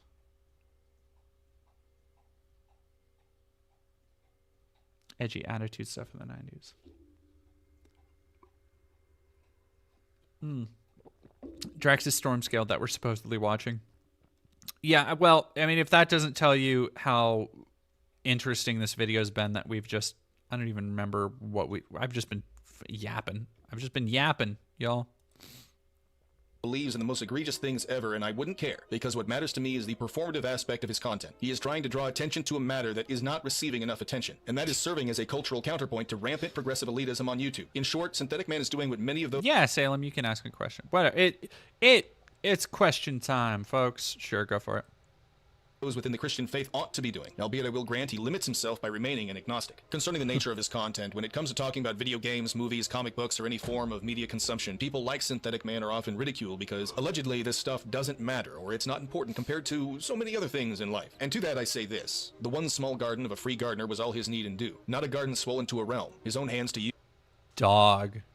Using fucking Stone Toss and then Tolkien.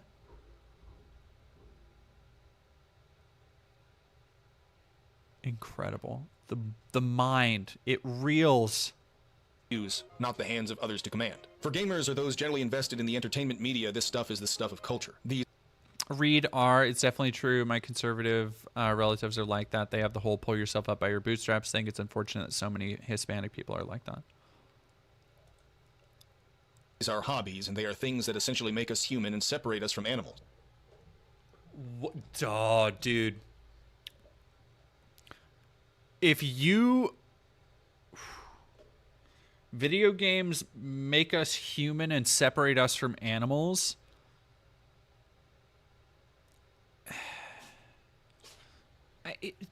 it's disappointing to not hear any other. I guess let me let him finish, because knowing this dude, he has another 2 sentences to add on there.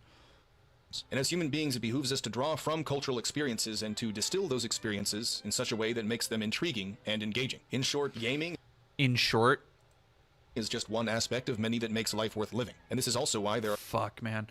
Gaming is just one aspect of many that makes life worth living. I think it's kind of telling how none of this has to do with art. Right? Because to me, art is one of the defining experiences of being a human. Like to me, that is what he's trying to talk about, I think. But whereas he sees it as like a distraction, like humans need our little toys, we need our little treats, we need our little distractions, I guess. Yeah, D. Lolly said the rat as he finished his maze. Like,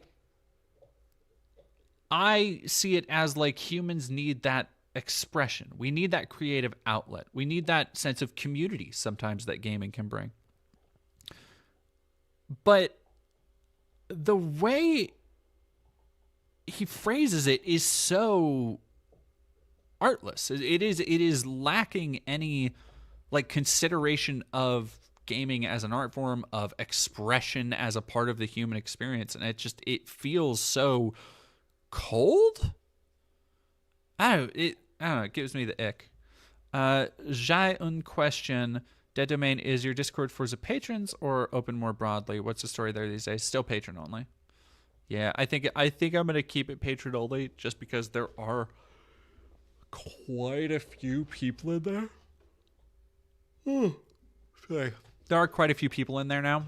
And I still wanna yeah. Sweetness, I'm gonna go to sleep. It was good to see you all. Have a good night. You too. Manufactured. Yeah, manufactured. Are those who have attempted to hijack gaming as a current cultural facet, all in a vain attempt to use the medium as a staging ground for woke didacticism. There has been less than significant attention to these smaller pulling out gardens the of society. $5 If you neglect words. the smaller gardens for a larger one, then you will miss the forest for the trees. Do not forget your hobbit sense. Do not think that in order to change the world, you must first obtain the ring of power and then use it for whatever is deemed necessary. Look to the things within your lives that you can control. Leave it to God to handle the larger things. And this is essentially what must be understood. Jesus fucking, can you mix any more metaphors in there? Fucking walled gardens, forest through the trees, hobbits, hobbies, and then leave the small stuff to God. You don't need to get the one ring. What the fuck?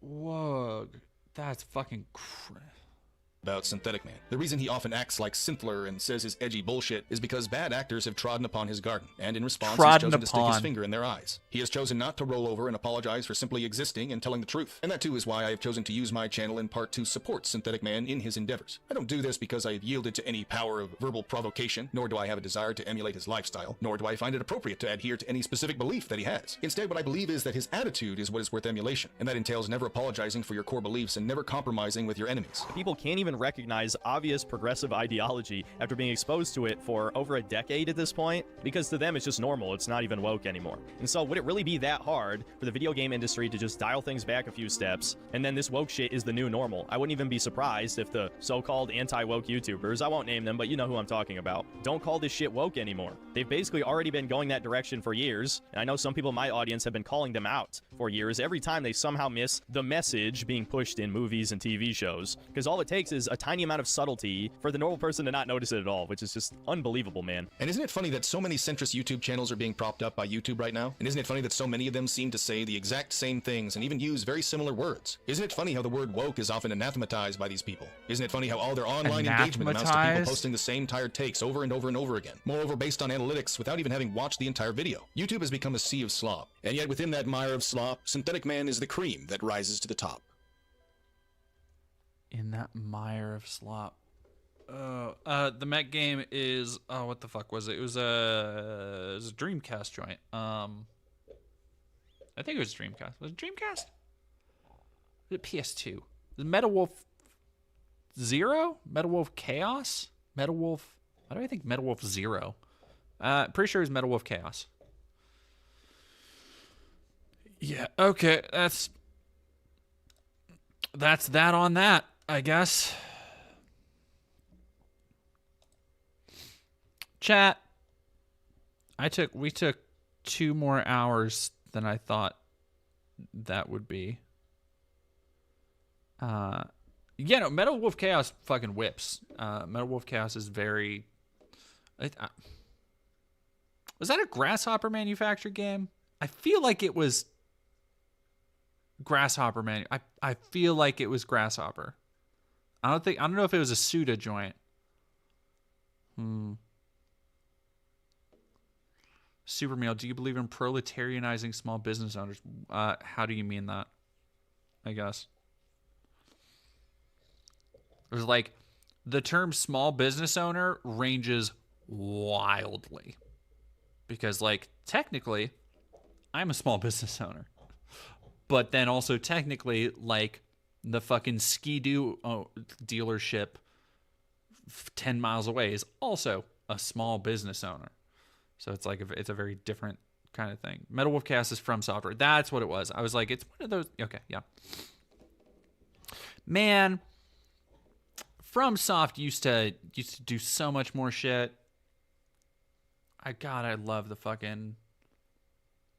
God, I love the old From Soft. Need to get Paragon or Renegade. All right, let's do. I'm just gonna do. What do I think of Killer 7? I think Killer 7 whips. I think Killer 7 kicks ass. I think that fucking AI HD shit they did is a nightmare abomination, and I hope somebody got fired for it.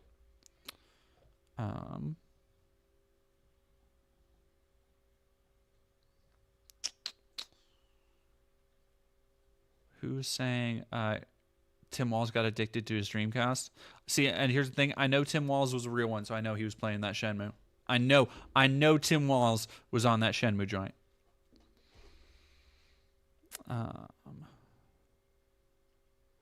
Yeah, that was I didn't fucking make that up, right? Sire, have a good night. Too sleepy to go on. Eepy. Oh, Eepy. Armored Core 5. No, I'm not even talking about Armored Core. I'm talking about like Echo Knight, fucking Echo Knight Beyond. I'm talking Kingsfield, motherfucker. I'm talking Kuwan, son. I'm talking like PS1 and PS2. What was the Ring game? Eternal Ring? No, that doesn't sound right. Eternal. Converting them into workplace democracies instead of autocracies. No, not Elden Ring.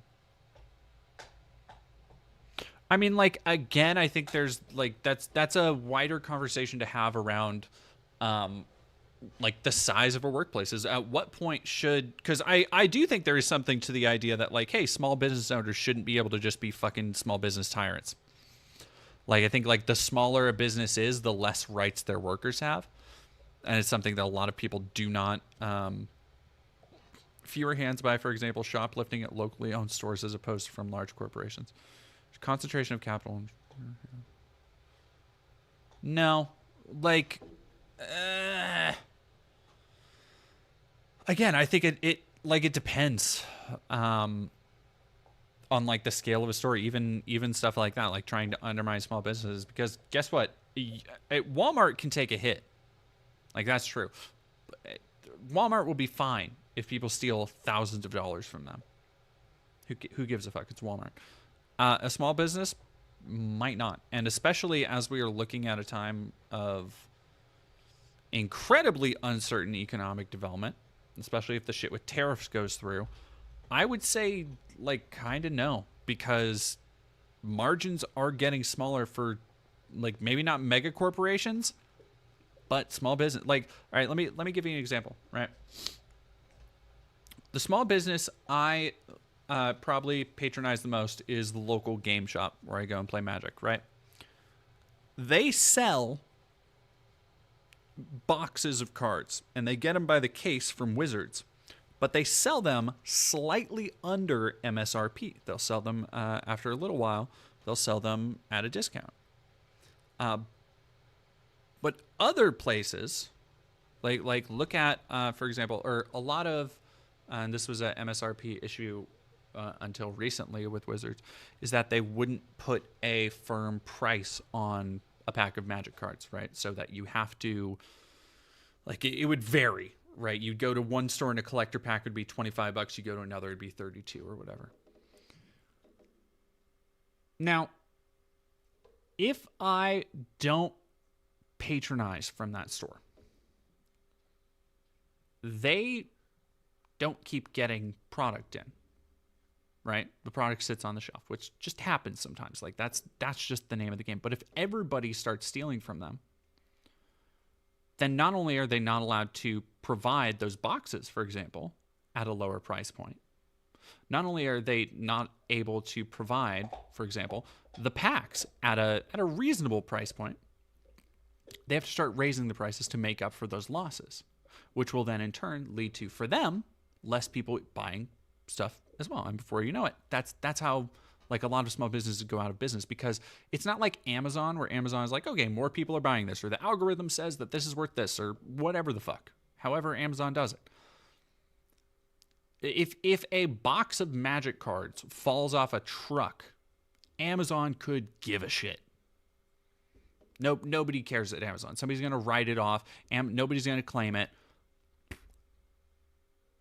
And exactly, in Cimric, that's the point I'm making. The profit margin on tabletop RPGs and CCGs are slim, incredibly slim, incredibly slim, and especially if a small store like that is offering it at a discount already, dude, so slim.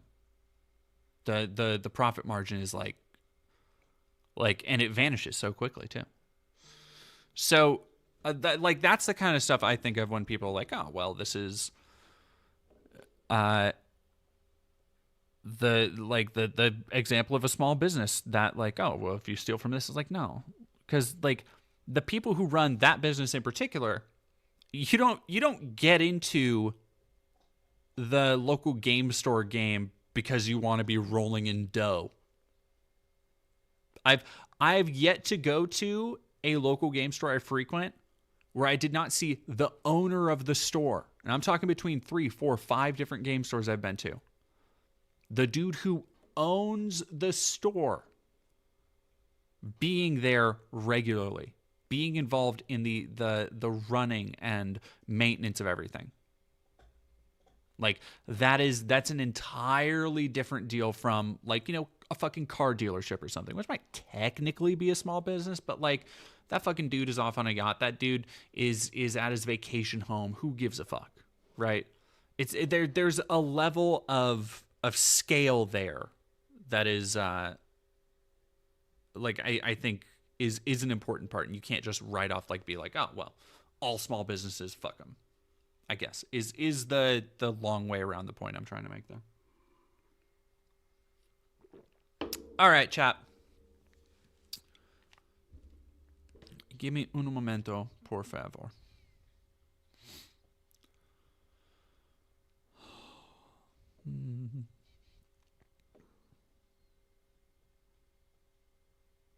Wug. There are people online. What the scallop? Although I don't know. Damn, nobody. All right, we can go.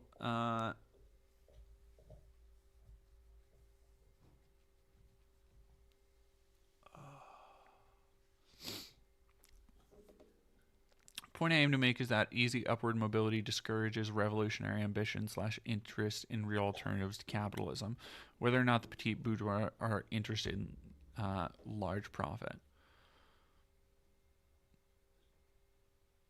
I mean, like, maybe, but also I think, like, if your goal is to convince the petit bourgeois of your aims, I don't think that, like, undermining the way they make a living is going to do it. Is this stream going until Sunday? Is a lot? It's Sunday right now. Today's Sunday, right? Yeah, today's Sunday. It's been Sunday. Not for the West Coast. It's Sunday. What are you talking about?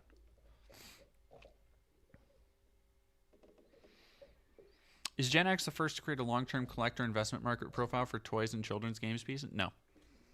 Like, no. Like, boomers were you can still, I still go to toy shows and we'll see like tin cars and classic tin and all that stuff. Tin toys like have been collectible for since the I'm talking stuff in the 40s, 50s, 60s. Like that kind of stuff has been very big. And yeah, and there is that stuff. A lot of our toys got bought out by boomer parents who thought they were going to be worth a lot, and that stuff that's goofier. Like people who hoarded their, and hey, some of it turned out to be worth a lot. Like fucking, if you have any original Star Wars toys, like that's a mint. But a lot of that stuff just doesn't quite hit the same. But yeah.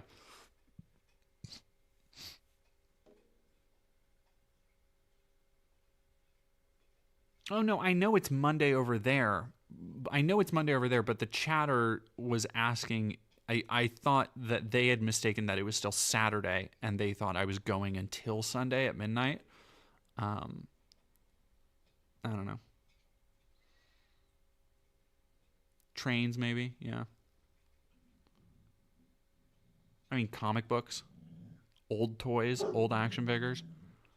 And then if you're talking collecting, like old people have been collecting shit all the fucking time. Spoons and bells are a big one for whatever fucking reason. Spoons and bells have been big. Beanie Babies, yeah. Next Sunday, go burn. All right, we've got SK Uwu, Ophelia Valentine, and Frogan. Where do we wanna raid y'all?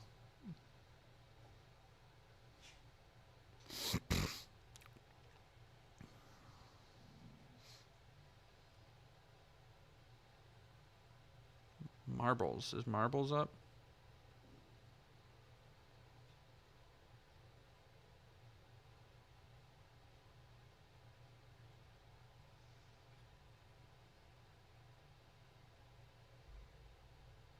Good night, Danger Days.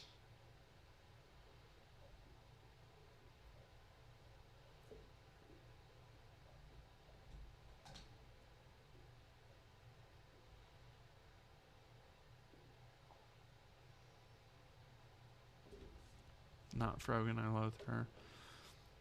SK Uwu. SK is cool.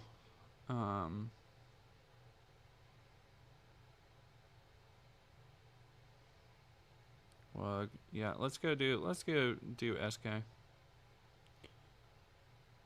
Go say hi for me. Go watch some fun Marvel Rival streams. And thank y'all for sticking around so much. The stream got off to a weird start. But next week we'll start with Mass Effect and keep going on Gears. And I may be streaming politics tomorrow night. I will see y'all.